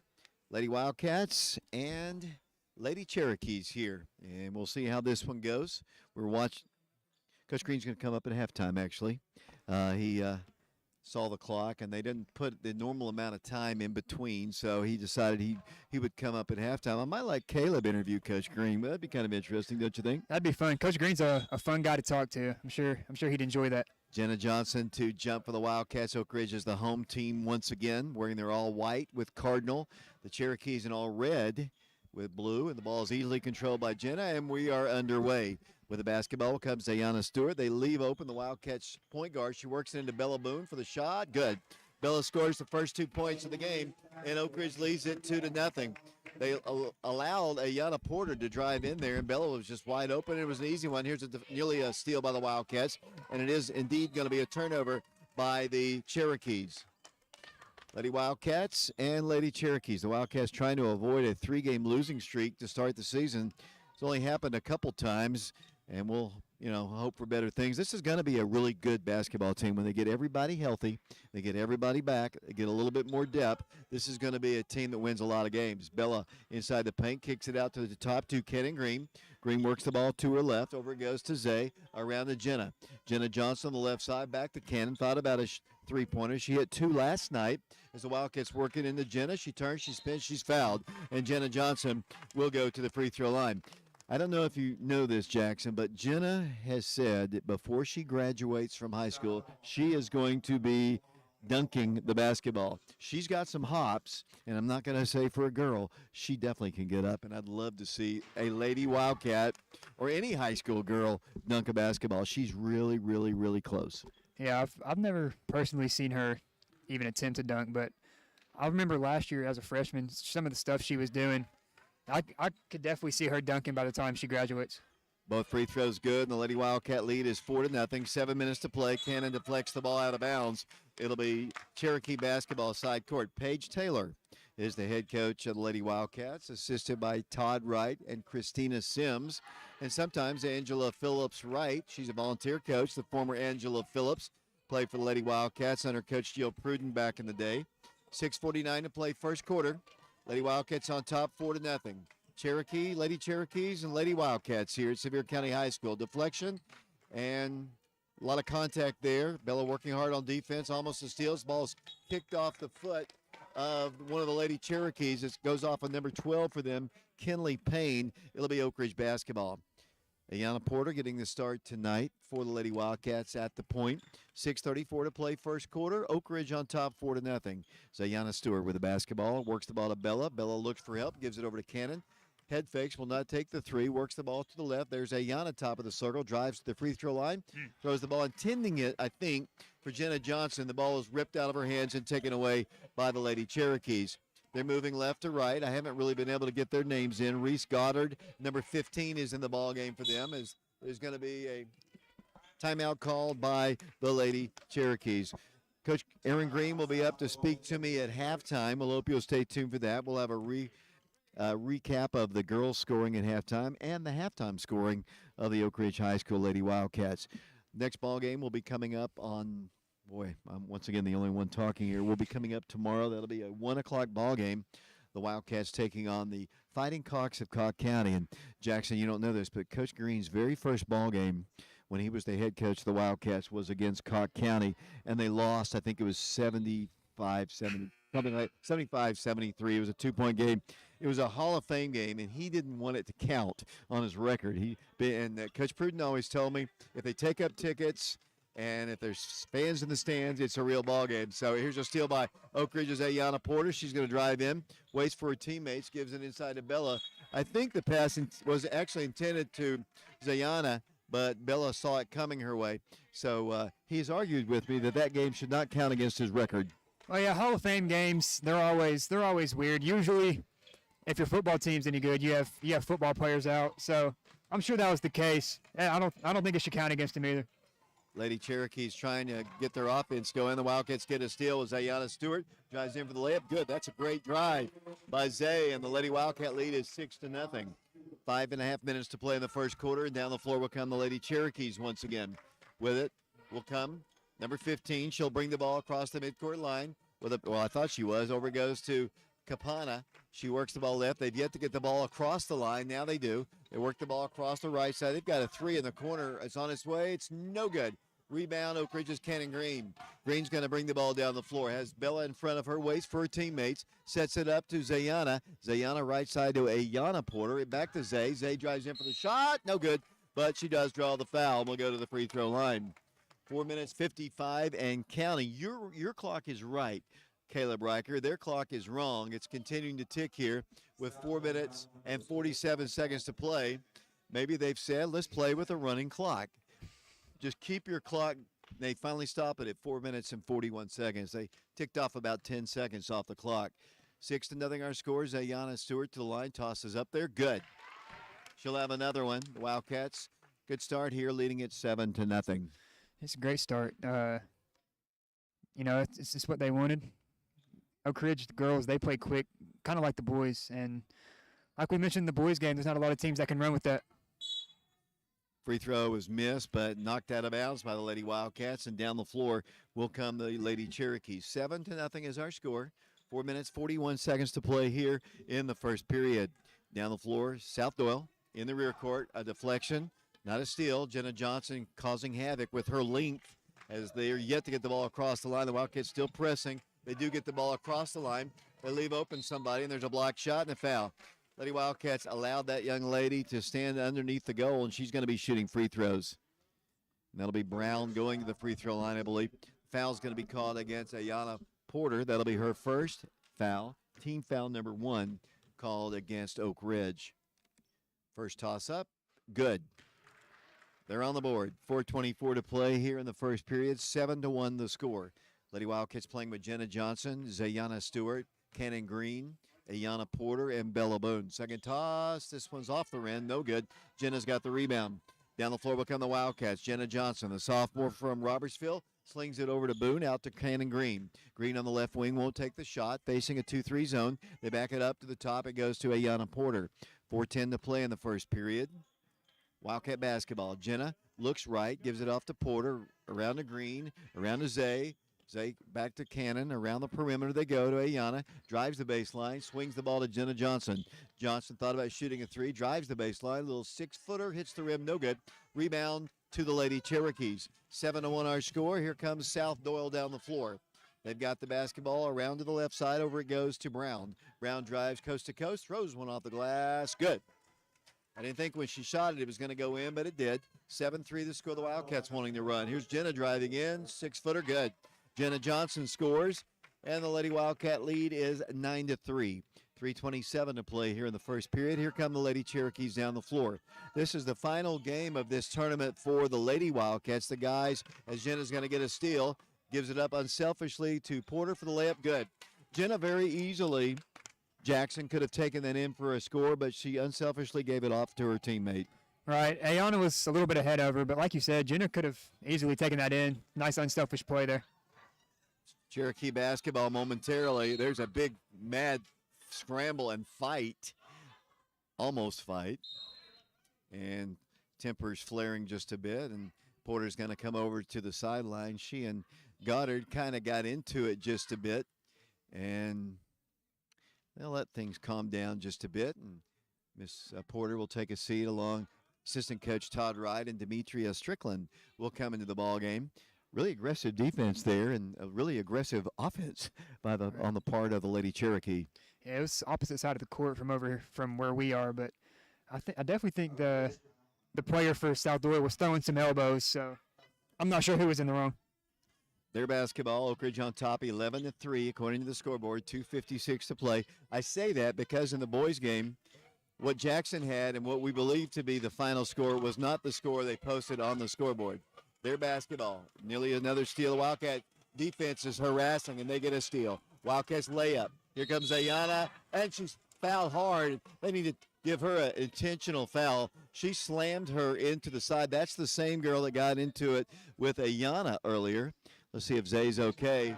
It is going to be an intentional foul. I didn't see him signal that. I did not see him signal intentional foul, but I guess it should have been. And the way they're moving him up, it is. Yeah, I didn't see him signal it either, but definitely should have been, considering Zayana was, at the padding for the goal after that foul. But Reese Goddard, she's aggressive, that's for sure. She is. Zayana to the free throw line, and once again, I am the only one talking. To the free throw line she goes, 11-3 the score, 2:38 to play first quarter. Shot is up, and it's good. 12-3 our score. Back to the free throw line. Just kidding, Caleb. I'm just giving you a hard time. Back to the free throw line once again. Second toss is up. Good. Wildcats are going to get the basketball. Looks like Zay's going to come out of the game for a bit. And the Lady Wildcats will substitute as well. Coming into the ball game will come Evelyn Eubanks. She is a 6-foot freshman player. Lady Wildcats need some height, and Evelyn's going to provide that. Her brother, Ethan's pretty tall. And as the Wildcats will work the ball in it comes to Jenna Johnson, top of the circle. Demetria's in the ball game. Here comes Evelyn. She's going to take a three, and it's good. Three-point shot by the freshman. She got a little help from the backboard and the rim, but it counts just the same. Jackson Lane, the Lady Wildcat lead is 16-3. Yeah, it's a little late here, but the bank is still open, so we'll take it. This South Doyle team, I don't know, maybe they're still hurting after that beat down in the football game we gave them here because they are aggressive, and I can tell you, Lady Wildcats in the lead, 16-3. Their basketball, nice cutting inside. There's a walk, though. Travel's going to be called. Bella tried to slide over, and she got there just in time as the Lady Wildcats bring the ball down the floor. 16-3 the score, 2:14 to play in the first period. Here comes Oak Ridge, Demetria Strickland running the point now. Here it goes to Green. Lady Wildcats over to Eubanks once again, top of the circle. To Demetria, back to Eubanks. They give her a three. She's not going to take it.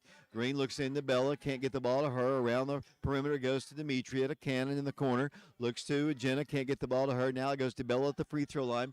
To Evelyn Eubanks, nice pass inside. There's a foul. Nice entry pass by Eubanks into Bella Boone, and she will go to the free throw line. 16-3 Lady Wildcats, 1:46 to play, and Bella will go to the free throw line. What has she done tonight? Bella has just 2 points here. She's going for her third and fourth point right here. And the free throw is up, and it is good. We're still in the first quarter, and I can tell you, after watching those first two ball games, Lady Wildcats kind of having their way, playing much better ball. And to be honest with you, York was a really good team, a state tournament team last year, and so was CAK. This team not quite at that level, and Lady Wildcats getting an opportunity to play here. Here's a steal by Jenna and a layup. Good. Stole the ball right away from Kinley Payne, and the Lady Wildcats lead South Doyle 20-3. A minute 34 to play here in the first period. Here comes the Cherokees trying to work against Oak Ridge's press. Wildcats getting a lot of work in. Here's nearly another steal. They do get the ball across the line. They'll dribble to the right corner to number 11 in the ball game. Does not appear on my roster. She's in a lot of trouble. She turns the ball over. She and Bella kind of went at it and just took an extra step and actually was going to step out of bounds anyway. Yeah, she had nowhere to go. She was coffin cornered there. I guess there weren't any passing lanes open. She chose not to pass it and ended up traveling. 20-3 the score, a minute 7 to play in the first period. The Wildcats looking at this zone. And I think probably the word is out, play zone against Oak Ridge and make them shoot out of it. Wildcats do have their shooters. Here's one of them, Jenna Johnson. She misfires on that shot. Rebound out of bounds. It'll be last touch by Oak Ridge. It'll be their basketball coming down the floor. If you just tuned in, the guys won big today. We'll be talking to Coach Green at halftime, and Jackson Lane will run down the stats of their game. We'll hope you'll stay tuned for that. Stay with us here. I know right now it's a blowout, but anything can happen in basketball. Always. Remember the York game, the girls' game, they were up most of that game until the fourth quarter, when I think because of really the lack of depth, we kind of ran out of gas ourselves. I don't remember much that game. I'm sure you might. Did York go into a zone and we couldn't hit a shot? Is that why they ended up beating us? Yeah, pretty much. And just only playing 5 players, too, as they throw the ball away. It'll be Oak Ridge basketball. Yeah, South Doyle is playing hard. I'll give them that. They're trying hard, but they're just not at the same level as CAK and York. And this is a really good game for the Lady Wildcats to play after losing their first 2 ball games, kind of questioning themselves perhaps, getting a chance to be a little bit more relaxed. And that's, basketball is all about confidence too, especially the shooting part of it.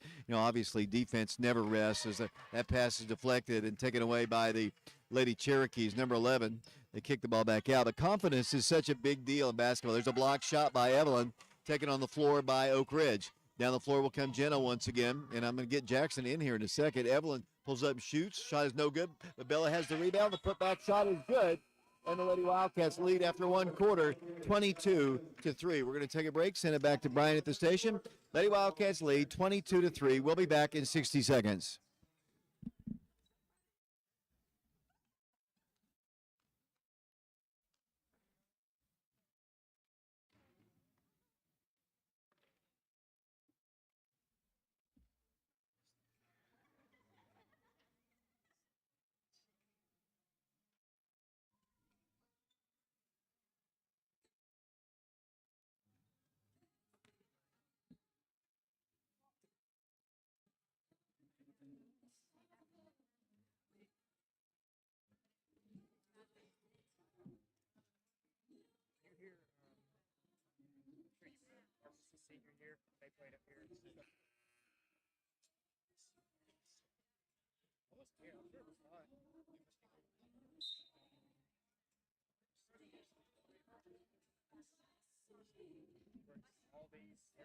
Everything.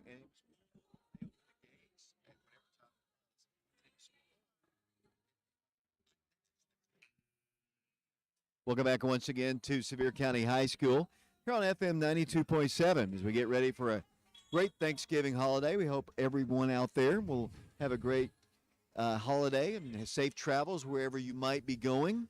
I always look forward to that. I know Caleb does. Caleb likes to eat. I mean, he told us on the way up here about his eating highlights.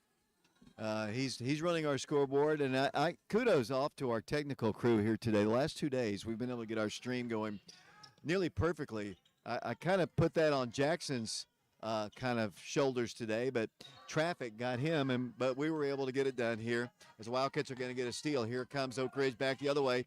Ayana Porter with it to Jenna, and she throws the ball to our camera guy, Gavin, standing underneath the goal there.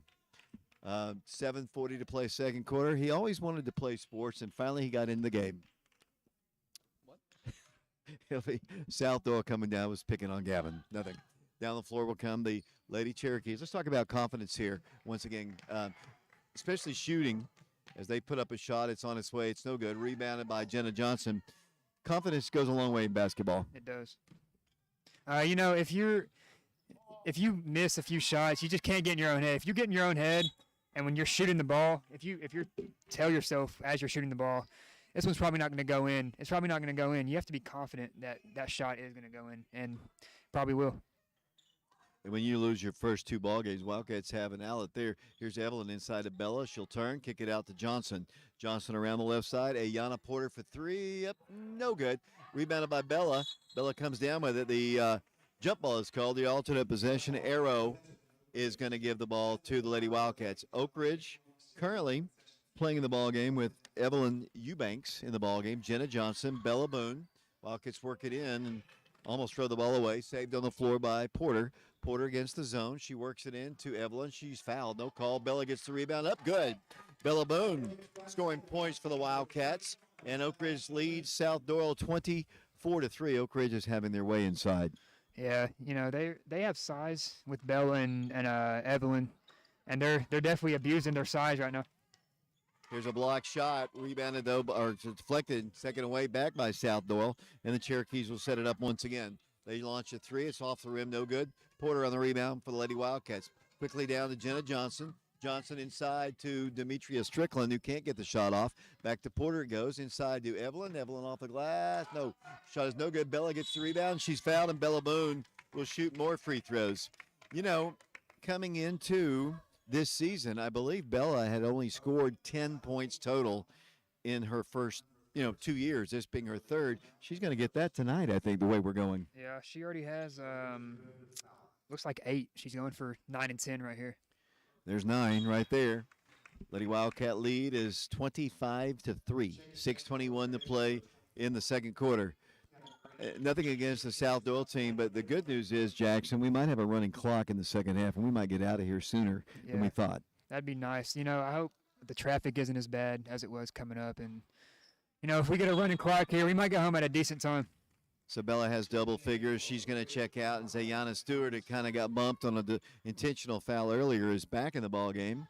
Speedy work by Brian Leffler, the trainer, as the ball is worked down the floor by the Lady Cherokees. 26-3 Oak Ridge. They have the ball for a moment, and then they turn the ball over. Taken on the floor by Ayana Porter.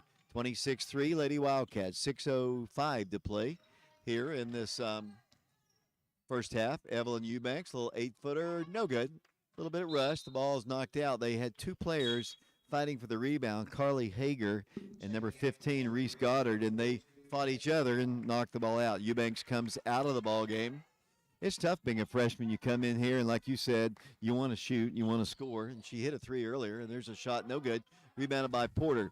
26-3 our score. We're streaming this game on our YouTube channel. We'll try to do the same thing tomorrow as the Wildcat boys take on Cog County. Remember, coming up at halftime, Coach Green's going to join me. We're going to talk about the big win today in the first 2 games. We spoke after the York ball game, but that's been a week or so ago. I want to see what improvement the Wildcats have made as South Doyle throws the ball away. The only thing that really kind of surprises me a little bit right now, Jackson, is only Connor Cummings was the only football guy that dressed with him. I know he gives him some time. It's a long season. It's physical, grueling football is, but only Connor was here tonight. Right. With the way Coach Green does it is they start really in the summer. And obviously those football guys were doing football. And with Cooper, he's a sophomore. He hasn't really been part of the varsity system. So with him missing, all of summer and the first part of this season, it'd be really difficult for him to come in here not knowing any of the plays and do anything productive. Bryce Davis and I saw Ethan Eubanks down on the bench, so he was here actually as well. So I failed to mention him, but he did get here as the Lady Cherokees working their offense here with 5 minutes to go in the first half. Oak Ridge's defense has been stifling. They really haven't had a good shot. This is a team that lost to Signal Mountain in the first round of the region a year ago.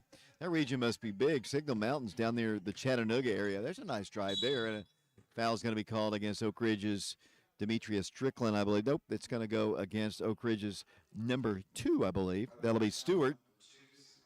Sakari Stewart. She's 5'5" and a freshman. I did not see her come into the game. And that's her first playing time. And the good news is we're going to get a lot of people coming into the game. I see Paige Long is in the ball game. She's 5'9".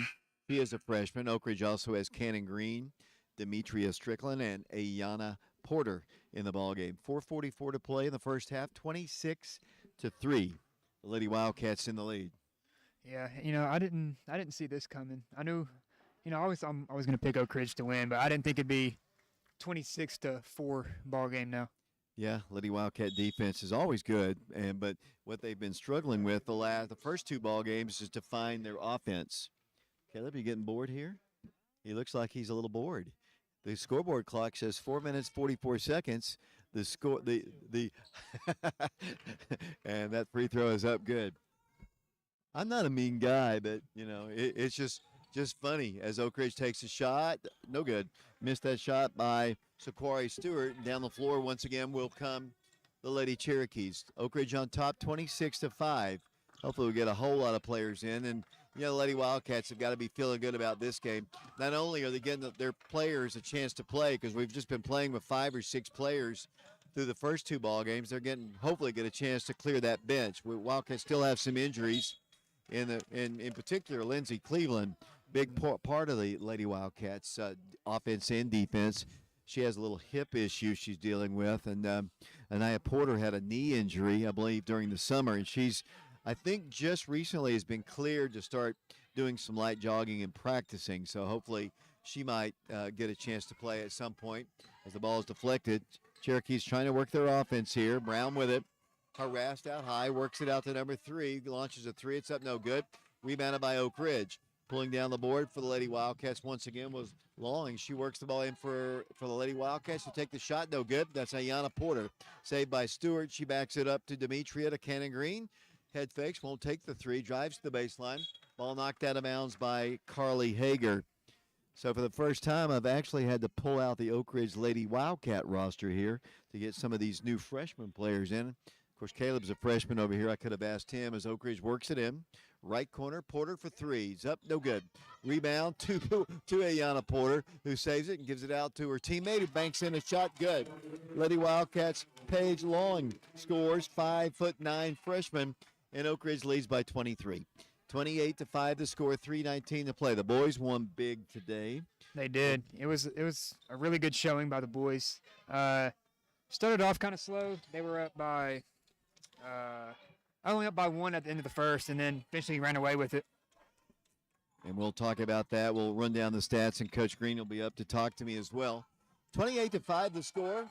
Good defense being applied by Oak Ridge. 5-second count had to be on, and they're going to call it travel instead. Really good defense there at Jackson Lane. It was. They forced her to pick up her dribble, and then, you never want to do that. If you pick up your dribble, really anywhere on the court, but especially close to half court, you're in trouble. 28-5 our score, 2:47 to play. Lady Wildcats work the ball down low on the block, turning, spinning shot. Good. Nice little turnaround jumper by Paige Long once again. She's got 4 points, and Oak Ridge leads 30-5 here in the girls' game. About to get more players coming into the ball game.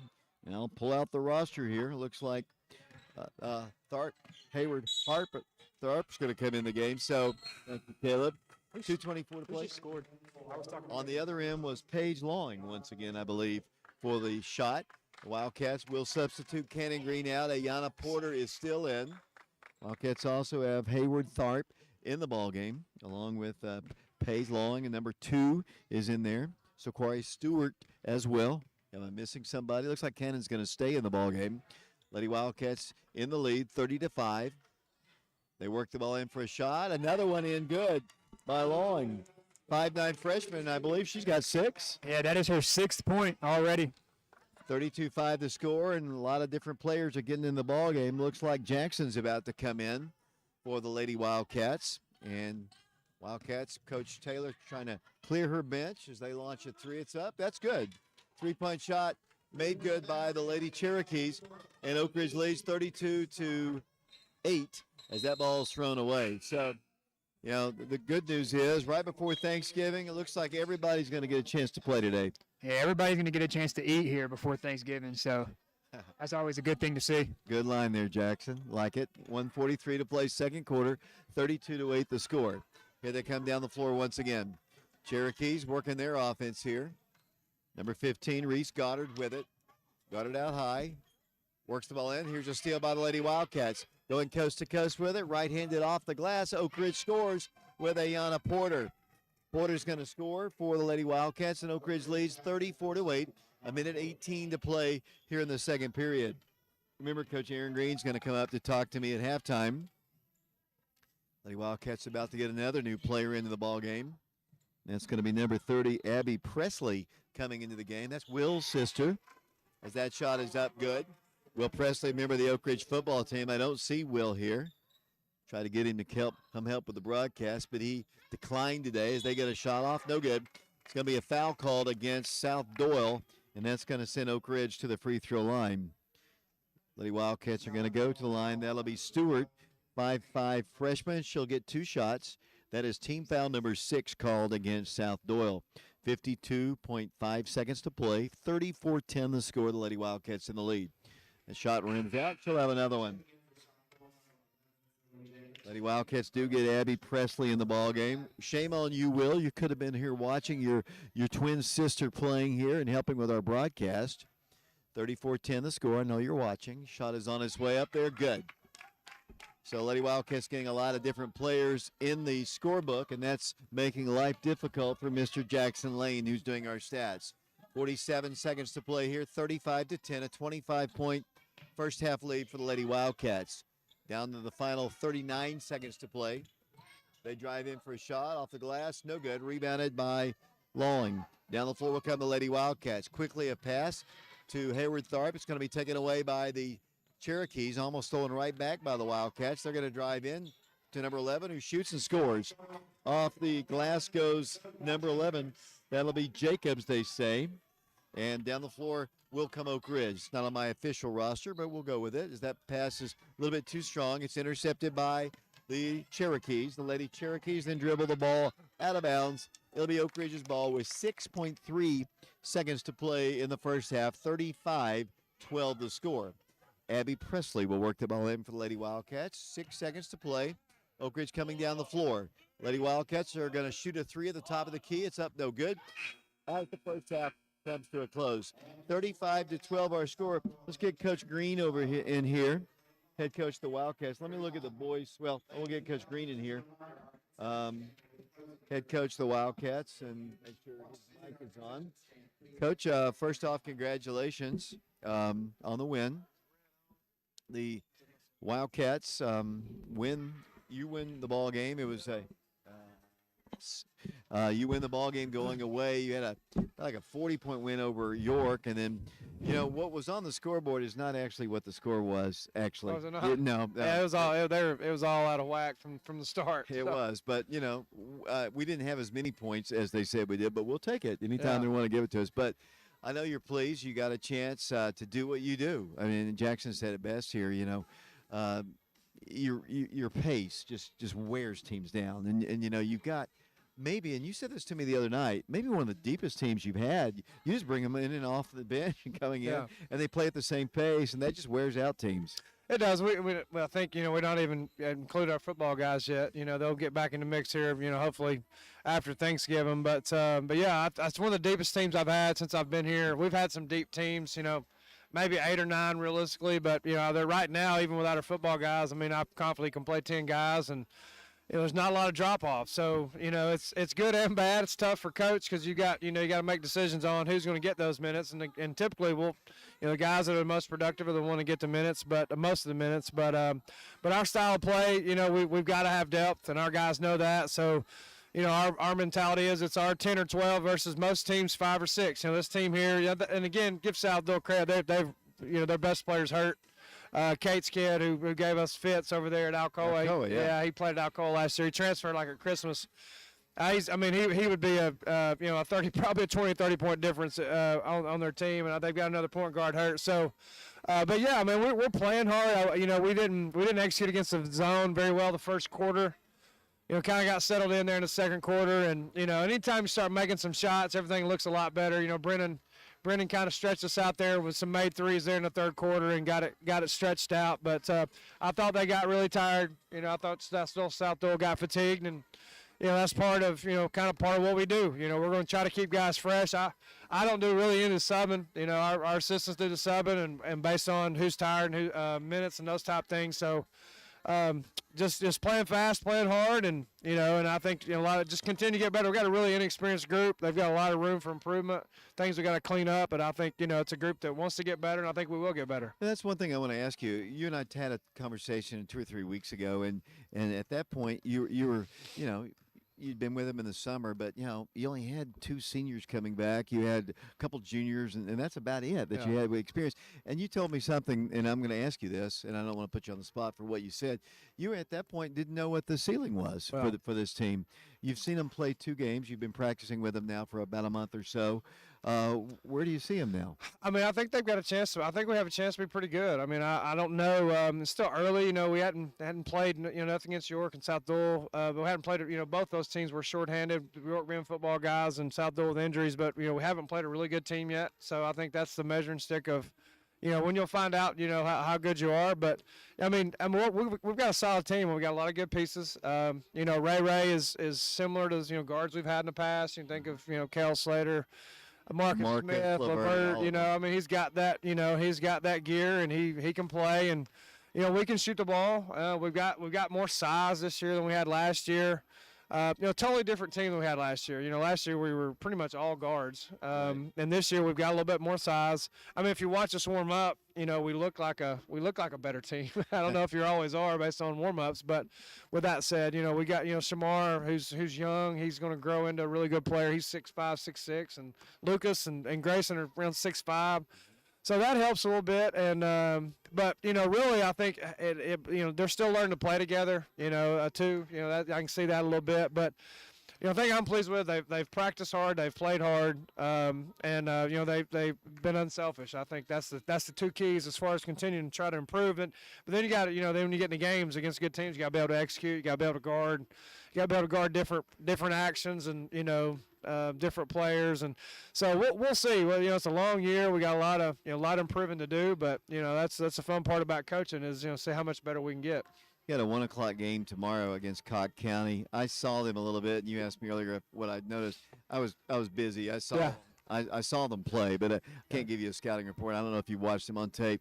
Next week you've got, looks like, I guess it's Alcoa, and right back up here. Yeah. And I want to blame you on this, Coach, this schedule. I mean, yesterday I went to Pigeon Forge. Today I'm at Sevier County. We'll blame the tournament directors on that. Okay, we're right back up here on Monday, but you got some tough games coming up here. Yeah, my dad went to scout Cott County. They played earlier against Alcoa. I don't know how that game turned out. He had to leave a little bit early, so we got a general idea. I'm actually watching tape down here as I'm, watching the girls play, trying to get, because we got shoot around the morning at 9:30, so I got a little work to do between then, just trying to get an idea of them. But they're not bad. They got a solid guard. They're strong, rebound the ball well. So don't really know a lot about them right now.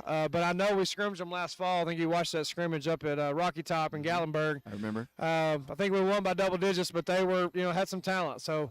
We'll see, and then like you said, we come back to up here on Monday and play Sevier County on their home floor. They've beaten Maryville already, and I think they're undefeated at this point. And Coach Wright's one of the better coaches, that you'll face. I mean, he's really, really good, old veteran guy that's been around the block, and his teams always are hard to play against. They play a kind of an amoeba zone defense that you don't see a lot. It's kind of we played last time we played up here, Dave, was in the sub-state when this place was jam packed. Yeah, so I don't know if it'll be that packed, but yeah, well, hopefully just again to continue to try to get better, and got Thanksgiving this week, so our guys will have a couple days off after tomorrow, trying to regroup and get ready for I guess Sevier County and Alcoa. Alcoa's got a good team as well.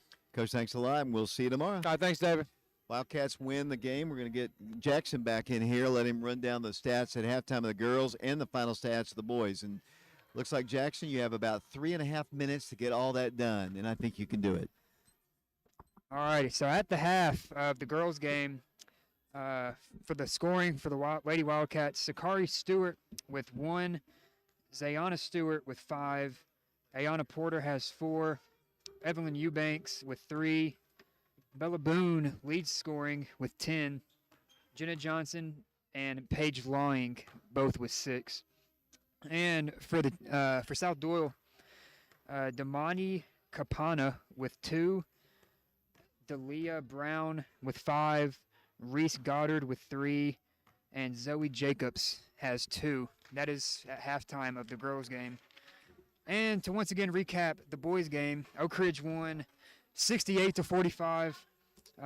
Scoring was Jaquez Thomas with 4, Lucas Hammonds with 11, Shamar with 2, Marcus Peters with 6, Grayson Strader had 14, Brennan Scott also had 14, Bryson Comer had 7, Raekwon Watson had 4, and Caden Brightheart had 6.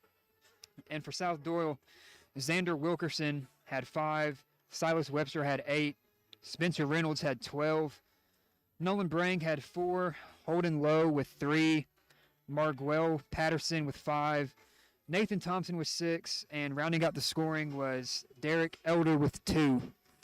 We'll be back in 1 minute.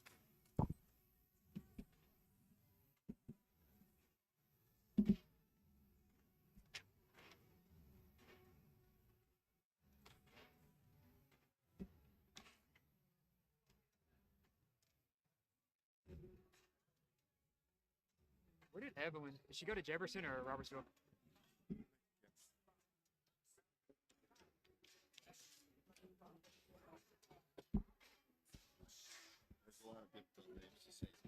There are.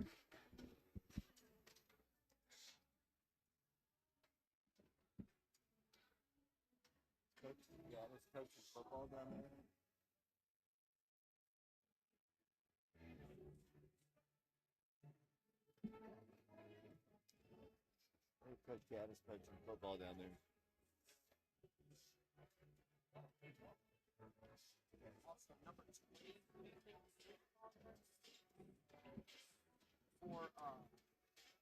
For us or them?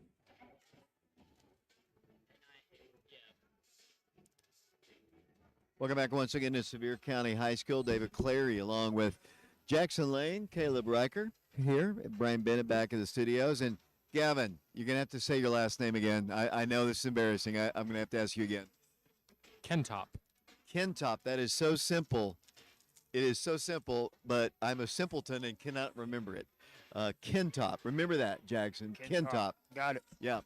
Right now, the Lady Wildcats are up 35-12, and they pretty much did what they wanted to do, Jackson, in the first half. The superior athletes, size, speed, ball handling, just about everything they did well. Just a better basketball team, but as we talked about, it's good for the Lady Wildcats after the first 2 ball games. Yeah, they're clearly the better team in this one. And like you said, I think everyone has already played in this game that's eligible to play, so that's always good, and they're just going to play even more here in the second half. Remember, tomorrow at 1 o'clock, the Wildcats will be taking on Cocke County in a boys' game. That game will be at Pigeon Forge High School. We'll attempt to do everything we did today, radio, internet, stream on YouTube, and we'll do all that. And that'll be our final game before Thanksgiving as we're about to get set here. The clock is wound at 8, and we are underway here at Sevier County once again. 35-12 the score. I don't know if you stopped that or started it. With the basketball will come the Lady Cherokees. The Wildcats come out with their original starting 5, Ayanna Porter, along with Jenna Johnson. The Wildcats also have Demetria Strickland in the ball game, Bella Boone, and Cannon Green. So Zay not getting the start. She got a really hard foul, and I saw her being attended to. She came back in and played, but she's out now. Bella gets a nice feed. Shot is no good. Rebound out of bounds. Last touch by the Lady Wildcats. So I don't know if Zay can play or not, but I know she took that hard, deliberate foul, and she's out of the game. Yeah, she has her shooting shirt on there, or on down there now. Yeah, she hit the padding for the basketball goal on that hard foul she took. So, if she's injured at all, there's no point in playing her in this game. Shouldn't need her. Right. 35-12 was our score. 7:10 to play here as they work the ball out to the top of the circle.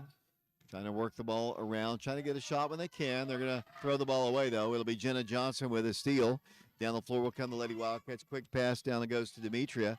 Demetria looks into Bella, comes into a cutting Ayanna Porter to Cannon Green for 3. It's on its way. No good. Rebounded by the Lady Cherokees. Here they come down the floor once again. Capana, and I believe South Doyle is going to call a timeout. Wildcats playing Cocke County tomorrow. I meant to ask Coach Green about that first game at Cocke County, his very first ball game, and I'll do that tomorrow when he comes on in after the game. I don't know how good Cocke County is. He said his dad scouted him, but he started out his career with a loss, but he is the all-time leading winner coach at Oak Ridge High School, 332 wins. I think he's lost 64 games. That's pretty good. That's pretty good. Yeah, that's one of his 64. I'm sure he'd rather look at 63 when he looks at his record, but it's either way, it's not too bad of a record. I'd take it. That's a great record. Last time we were talking about here off the last time we were up here was a sub-state ball game here.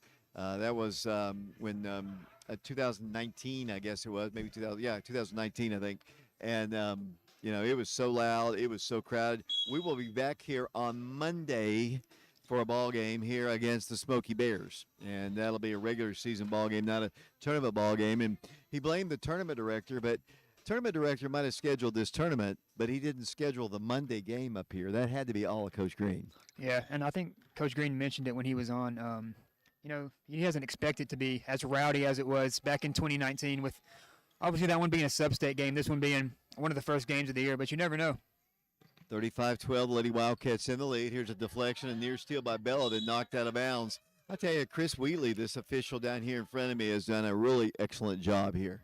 I've seen him officiate many, many years. He's not in our association, so we don't see him very often. We usually see him at places like here in some Carnes sometimes, maybe Powell. That's what I was thinking. I've seen him before. Obviously, I don't see him too often. I'm used to seeing Matt Queener. Yeah, that's true. He's in our association. This is a totally different association. Lady Wildcats working their offense here. Here's Bella. Right side, Ayana Porter shoots a three. No good.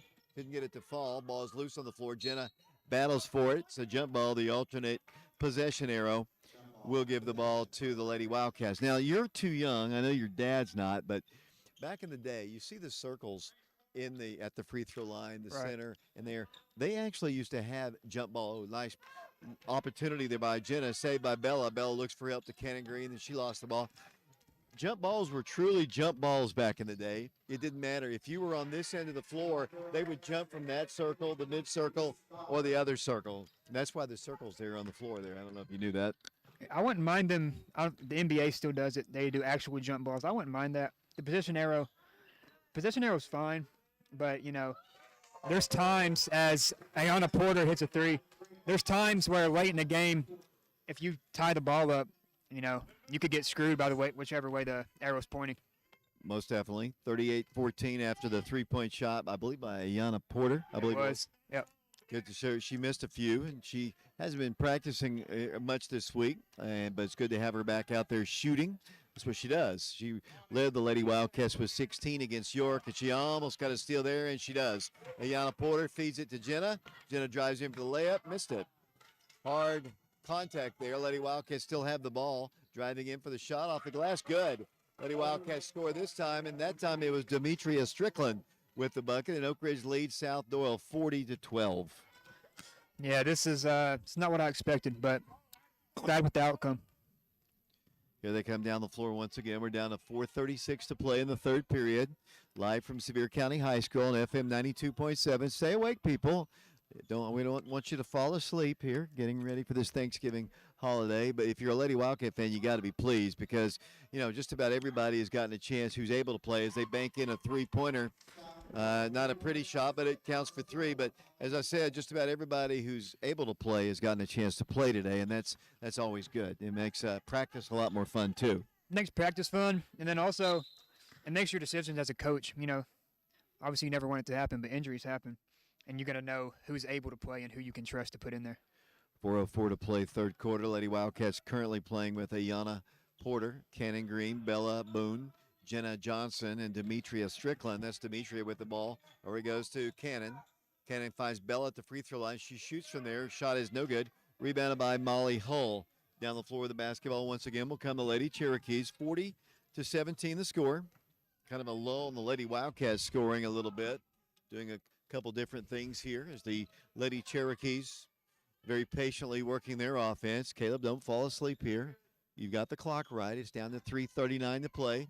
a deflection, and the ball is knocked out of bounds. I think it was touched by, well, they say it was last touched by the Cherokees. It'll be Oak Ridge basketball. Demetria will work the ball in, and down they come. Moving left to right here, wearing their all-white jerseys with Cardinal. Our next broadcast of Oak Ridge High School basketball will be tomorrow. The guys taking on Cocke County. And then following this Monday, we'll be right back up here at Sevier County. The Wildcats taking on the Smoky Bears and Bearettes. Here's Cannon, a little 5-footer, good. Cannon Green on the baseline, little short jumper, and Oak Ridge leads 39-17. You know, Jackson, I know you know Coach Gaddis, longtime football coach, but do you see how he gets into these basketball games? He does not sit down. He paces up and down, and he's into it as they launch a shot, no good, rebounded, deflected by Jenna to Cannon. And Coach Gaddis is into it. Oh, he is. You know, I went to quite a few baseball games this past year. As Ayana Porter hits a layup, you know, he was at every baseball game I was at, and he's just about in every sport. I think he could watch any sport. Did you know he's a diehard Yankees fan? I don't know if you're a baseball guy, but he's a diehard Yankees fan. I don't get into baseball too much. I cheer for the Braves. They're the closest team, but yeah, I know a few Yankee fans. He went to the playoff series up there as South Doyle scores. I don't want to talk about other people. Let's get back to the ball game here. All right. You know, it was me. I got us off track here. Oak Ridge basketball, Ayana Porter, 2:20 to play, third quarter. Demetria had a shot, didn't take it, to Jenna Johnson, sophomore to junior to senior. Around it goes to junior. Demetria for three, up, no good. Rebound to Ayana Porter, the sophomore, works the ball out once again. 2 minutes to play here in the third period. 41-19, the Lady Wildcats in the lead. Oak Ridge trying to win their first game of the year. Cannon Green for three, no good. Rebounded by number 12 for them. That's Kinley Payne. Here come the Lady Cherokees, moving right to left here and counting it on down. Doesn't look like we're going to get that running clock here. Lady Wildcats have not put up the amount of points they need to start that clock. Cherokees have actually scored up, maybe outscored us here in the third quarter. I don't know exactly what they've done. As they put up a shot, no good. Rebounded by Oak Ridge's Cannon Green. I think they have. It was 35-12 at the half, so they've slightly outscored us. I'll tell you somebody who's come alive here in the second half. It's Ayana Porter, and she scores once again for the Lady Wildcats. Yeah, that is her ninth point. So she scored 5 here in the second half. 43-19, Oak Ridge on top. Down to a minute 9 to play. Here's a steal by Cannon to Bella. Here come the Lady Wildcats wanting to run once again. Ayana Porter right off the glass. Shot is blocked. Gives it into Jenna. Jenna, 3-footer, good. Jenna Johnson scores for Lady Wildcats, and Oak Ridge leads 45-19. What does Jenna have now? That was Jenna's 8th point. 51 seconds and counting. This is David Clary along with Jackson Lane, Caleb Riker, Gavin Kintop with us. Brian Bennett back in the studios. They work in for a shot. Good. They score off the glass. And Oak Ridge's lead is 45-21. 33 seconds to play here. We're live at Sevier County High School as the Lady Wildcats work for perhaps the final shot here in the third period. Demetria Strickland comes off to the right to Jenna. Looks to a cutting Ayana Porter to Demetria to Cannon, top of the circle. Around the left side, Ayana's free. Won't take the shot. Lady Wildcats working time, doing what they do here, working the final seconds off here in the third period. Oak Ridge ball into Jenna. Ball knocked out with 5.5 seconds. They're going to substitute into the ball game. It'll be Oak Ridge with the ball underneath the goal. 45-21 Oak Ridge. Demetria Strickland will work the ball in from the baseline. Lobs it in to Jenna. She'll give it right back, and she had not gotten back in bounds, and that's a turnover. I don't know if she thought Jenna was going to shoot it. Maybe that was the play, but she hadn't gotten back in bounds yet. I think either option there, as long as it was Demetria. As long as she would have got back in bounds. Jenna had an open shot, but Demetria was wide open if she would have came in bounds. Third quarter is over. Lady Wildcats lead it, headed for victory number 1. They lead South Doyle 45-21. We'll be back in 60 seconds.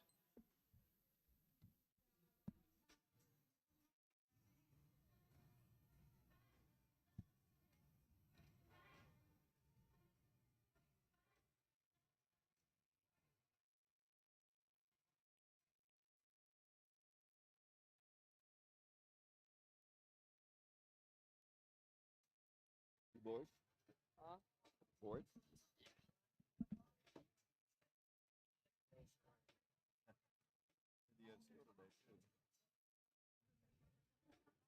I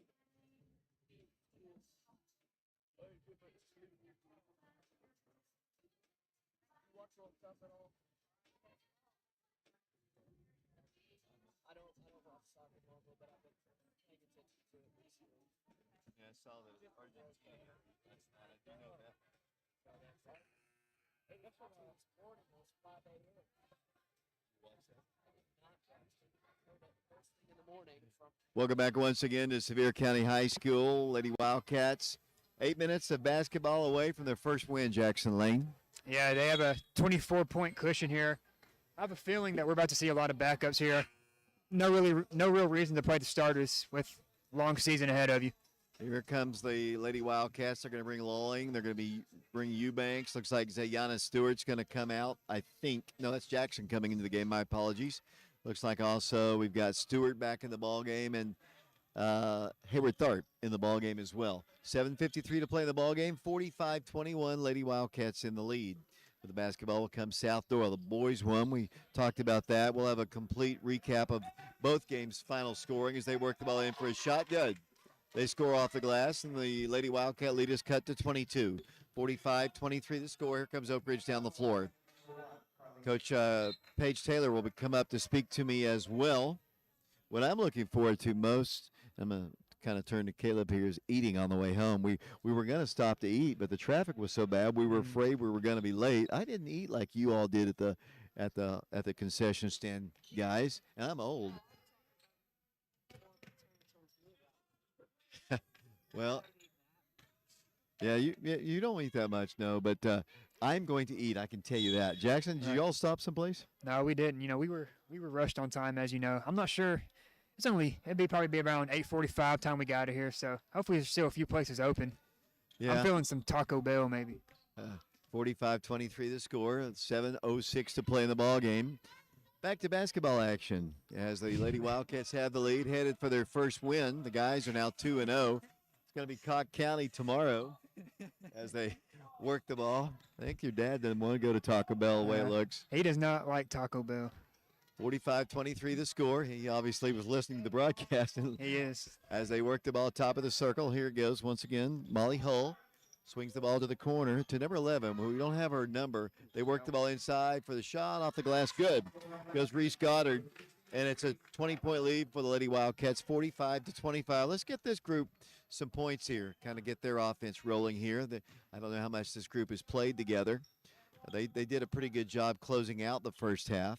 And the Lady Wildcats working in, along with it out to Hayward Tharp. She puts up a three. It's up no good. Rebound to the Lady Cherokees. Are these all freshmen on the court right here for Oak Ridge? Pretty much, yeah. I believe so. Looking at the Stewart is a freshman. Let's see. Hayward Tharp is a freshman. Long is a freshman.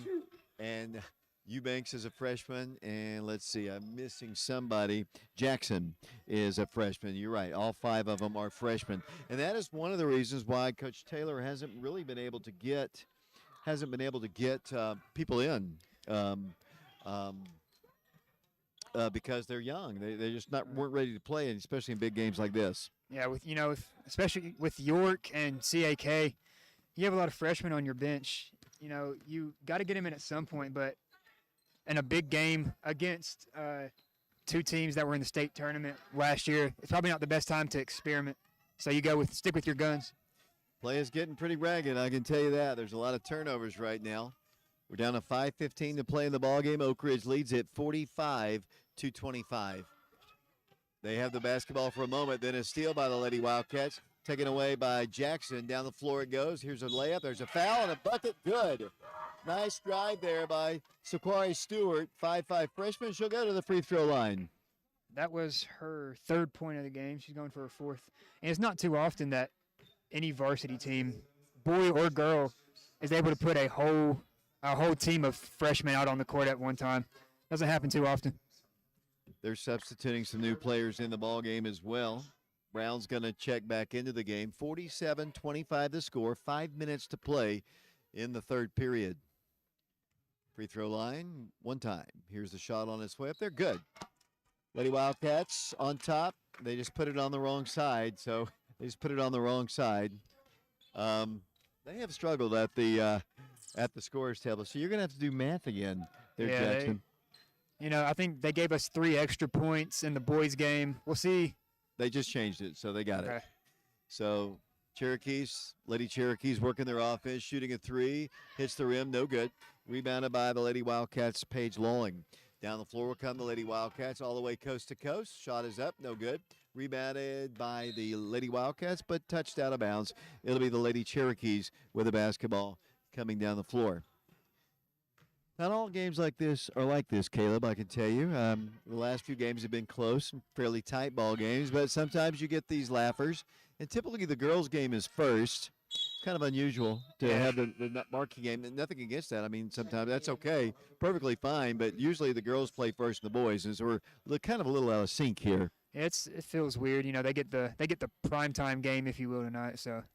Yeah, there was a time, there were a few years ago, that the Oak Ridge School Board decided that they were going to alternate. So one game the girls were first and the girls were second, but they didn't really end up liking that as they put up a shot. No good. They didn't like that because, unfortunately, and this is, our girls have always been good. I mean, we've won 3 state championships in girls basketball, but unfortunately, when the boys' game was over, a lot of the people left when the girls played, which kind of embarrassed the girls a little bit and just wasn't very nice, for one thing, as that free throw is up. So they moved it back to the girls being the first game and the boys. We have our first girls junior varsity game coming up on Monday. That'll be up here at Sevier County. That'll be a 4:30 game. We don't broadcast the JV ball games. We do the varsity games on FM 92.7, FM 94.7, prepradio.com, and Oak Ridge Schools Television Channel 15. As Presley's in the ball game again for the Lady Wildcats. Will, your sister's in. You're not here. Shot is up. It's no good. Rebounded again by the Lady Wildcats. Out it goes. They're going to shoot a 3. It's on its way. No good. Missed that time by Presley. Rebounded on the floor by the Lady Cherokees, then almost swept away by the Lady Wildcats. We're down to 3:51 to play. 49-26 the score. Boys game only tomorrow. The Wildcats taking on Cocke County as they drive in, and then they lose the ball out of bounds. Ball's knocked out by Oak Ridge. Looks like Oak Ridge is going to substitute once again Jackson in the ball game. Jariah Jackson, 5'8" freshman player. Out of the ball game will come Paige Lawling. She's 5'9" freshman. One thing the Lady Wildcats do have with this freshman class, Jackson, they've got a little bit more size as they put up a shot. Molly Hull, the freshmen have some size. Yeah, they do. A lot more than last year's freshman class. Last year's freshman class was really guard heavy. So, once they're, even this year it can be effective, but especially once they're older, juniors and seniors, they'll have a really nice team. Here comes Jackson with a shot, no good. Rebounded by the Lady Wildcats. That is Eubanks. They work the ball in for another shot, which is up, no good. Rebounded by the Lady Cherokees. 3 minutes, 9 seconds to play here. 48-27 the score. Lady Wildcats in the lead. Here's a shot. It's up and good. Lady Cherokees score, and down the floor will come Oak Ridge. 2:57 to play. It's down to a 19-point lead at 48-29. Coach Taylor will be up to speak to me. It's not a school day tomorrow, so we were kind of worried about that last night, getting home late, and we did, from Pigeon Forge. It was a 7:30 ball game last night. The Lady Wildcats turned the ball over. These freshmen just getting some valuable playing experience. The depth comes into play later on in other ball games when Oak Ridge gets their entire complement of injured players back. Lady Wildcat basketball. Here's Abby Presley with it out to number 2, Stewart once again. Then they turn the ball over again. And here come the Lady Cherokees down the floor. They get a shot up. Good. Going to look a lot better in the newspaper, if people have newspapers anymore. It's going to be 48-31 with 2:08 to play. It was, up to 30, I think, at one point. But, Yep. the freshmen struggling to score here. And there's been one shot. They're not rebounding either. So, and the Cherokees are taking advantage on the other end. Yeah, I'm not sure, what class the Lady Cherokees are in, but I'm sure they have a little bit older players than all freshmen on the court. So they're definitely taking advantage of this right now. Right. And, it's good for them, too. Their starters struggled a bit. We're down to 1:40 to play. Look at Caleb. He's right on the clock here as they work in for a shot. It's up, and it is no good. Stopping the clock with exactly 1 minute and 36 seconds to play in the ballgame. Oak Ridge on top, 48-31. Gavin Kintop doing our camera work down on the floor. He's bored. He's actually sitting down. there. I don't blame him. I don't know if he heard us, but I don't blame him. Right. It's been kind of a long ball game. Yeah, it has. It was.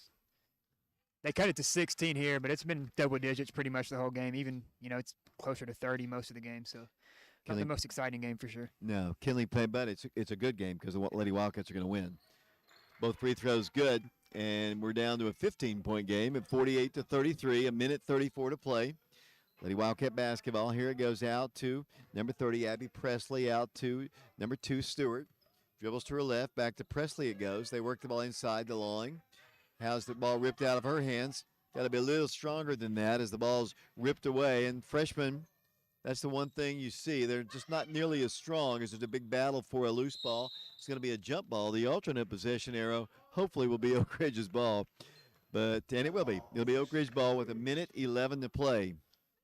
I don't know how quickly you're ready to run the stats down at the end here as the Lady Wildcats work the ball down the floor, leading 48-33, a minute 5 to play in the ball game. Lady Wildcat basketball. Here it goes to Hayward Tharp. She works it over to Lawing. Around the left side to number 2. Once again, that's Stewart. Her shot is no good. Rebounded by the Lady Cherokees. Presley trying to get the ball away. They're working hard on defense. They pick up their dribble in the rear court. We're down to 45 seconds to play here in the ball game. Oak Ridge on top, 48-33.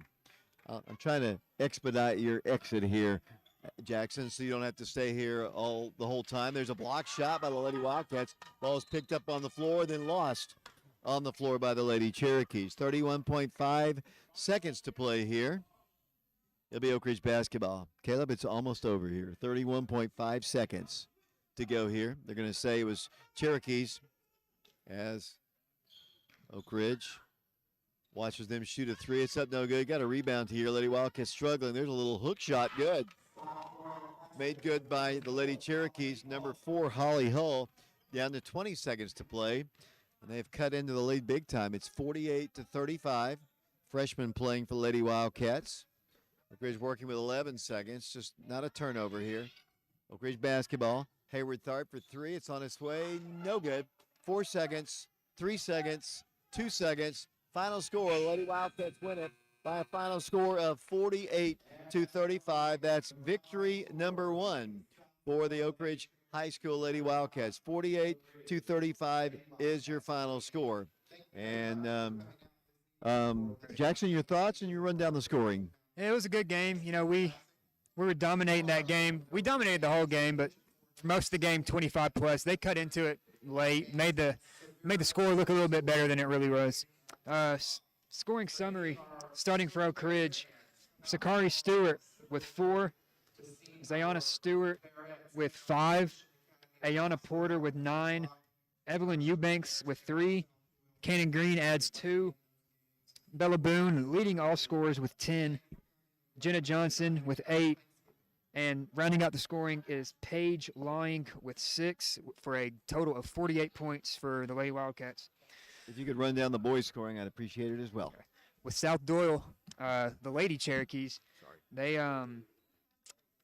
Carly Hager with 2 points, Damani Capana with 6, Molly Hull with 9, Kinley Payne with 2, Delea Brown with 8, Reese Goddard with 7, and rounding out the scoring for them was Zoe Jacobs with 2.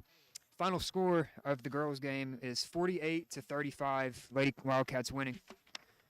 For the boys, the first game, Wildcats won 68-45. Jaquez Thomas with 4, Lucas Hammonds with 11, Shamar Green with 2, Marcus Peters had 6, Grayson Strader and Brendan Scott both with 14, Bryson Comer with 7, Ray with 4, and Caden Brightheart with 6. For South Doyle, Xander Wilkerson with 5, Silas Webster with 8, Spencer Reynolds has 12, Nolan Brang with 4, Holden Lowe had 3, Marguel Patterson with 5, Nathan Thompson with 6, and Derek Elder with 2, as the Wildcats beat the Cherokees 68-45. Jackson, thanks a lot here. I've got one more test, and you can hit the road here. Let me get Coach Taylor in here, head coach of the Lady Wildcats. I know we were talking about this. Obviously, your competition the first 2 ball games has been really, really tough. The first two Right. games, CAK and York. This team not as good as those two teams, but basketball is a game about, and this is what I said to Jackson, about confidence too. Right. I know you kind of doubt yourself. Are we a good team? Are we not a good team? Right. You come out here and obviously you did a lot of good things. I thought your defense was better. You were able to score. Your offense was much smoother looking. Yes. I thought you did a much better job looking for the open player. I thought you were very unselfish at times. You rebounded really well. You did just good work, and overall, except maybe when your young freshman came in here, gave up a lot of points there at the end. But they're young, they're freshmen. Right. For the most part, it was a really good win for your team. Yeah, I mean, it's an excellent win. Like I wasn't worried about the score.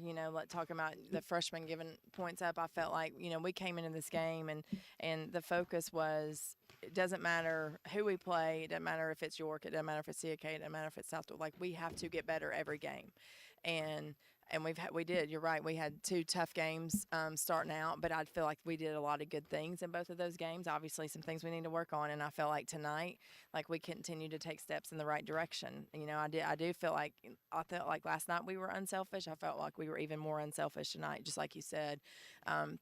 It gave us an opportunity to work on some zone defense in the second half, which we don't play a lot of, but with numbers and with people being hurt and foul trouble, that might be something that that we have to work on and use. And so this game gave us a lot of opportunities to sharpen some things up and to see some things that we may do some things we may see in the future. So it's your first win, and I'm not going to talk about individual. I thought most of your starters did really well, but one person that kind of stands out, and I always think of that video down in Phoenix. But Bella came into this year. I think she had maybe 10 points total in 2 years of play. I think she had 10. I think in the first half today. Yeah. She's really improved her game, Yeah. and really is going to be a force Yeah. inside for you all. So Bella is a kid who, in February of her freshman year, tore her labrum in her hip and had to have surgery, and was, missed the majority of last year because of that injury and just recovered. That's a long recovery time. And I remember I didn't really know Bella well until we went to Phoenix, and Bella was in my car, and I had an opportunity to get to know Bella, and I immediately loved Bella. She's a happy kid. She's always, I went to Bella in Phoenix, and I said, I need you to work on physically getting back in shape and getting your hip ready because we're going to need you next year. And she worked her butt off in the preseason. She worked her butt off in the summer. And, Bella's got great hands, and Bella's smart. Bella moves well. She has a lot of qualities that we need that we've been missing. And she's I love to see a kid like Bella to work hard and to be rewarded the way she's being rewarded. Coach, I know you haven't been down there with your girls, but it's got to be a much happier dressing room and a much happier trip home tonight. Absolutely. You like to finish a break like this when we're getting ready. We're going to have 3 days off and then practice Saturday and Sunday and get ready to be right back up here next Monday. So we know we have a tough few weeks ahead of us. Our schedule doesn't get any easier. And so it's nice to go in there and to be able to celebrate with this team, because that was one thing last night that I said to him. I want this team to have fun. I want this team to enjoy playing basketball together, and I want us to have fun moments. And so this is one of those nights where we got to have fun. Coach, one thing I'll also notice, your voice is back tonight. It is. So, It is. Coach, just your final comments about tonight's win. Just proud of our girls. Those young girls, we've been practicing against guys, some in practice, so they're not getting the reps that the varsity kids are getting. And so for them to come out and compete, I started blending them in at first in the second quarter, or, in the first half, but they got that third quarter by themselves. And we got a long way to go. We got a lot to work on, but it's a good experience. I'm proud of the collective team effort. Coach, thanks a lot. Happy Thanksgiving to you, and we'll Thank see you, you too. right back up here on Monday. Do I blame you on this schedule here? No, that would be Aaron Green. Okay. Yep. All right. All right. Thanks a lot, Coach, and Thank safe you. travels and have a happy Thanksgiving. Thanks, you too. That's Paige Taylor. That about does it here. Lady Wildcats and guys both win. Comfortable wins here for both. We appreciate all the people that made our broadcast possible tonight. Jackson Lane did color and stats for me tonight. We had Gavin Kintop as well as Caleb Riker, and our engineer was Brian Bennett. Our next broadcast of Oak Ridge High School basketball will be tomorrow when the guys are playing Cott County, 1 o'clock up at Pigeon Forge High School. For all the people I mentioned before, this is David Clary. Until tomorrow at 1 o'clock, saying so long, everybody.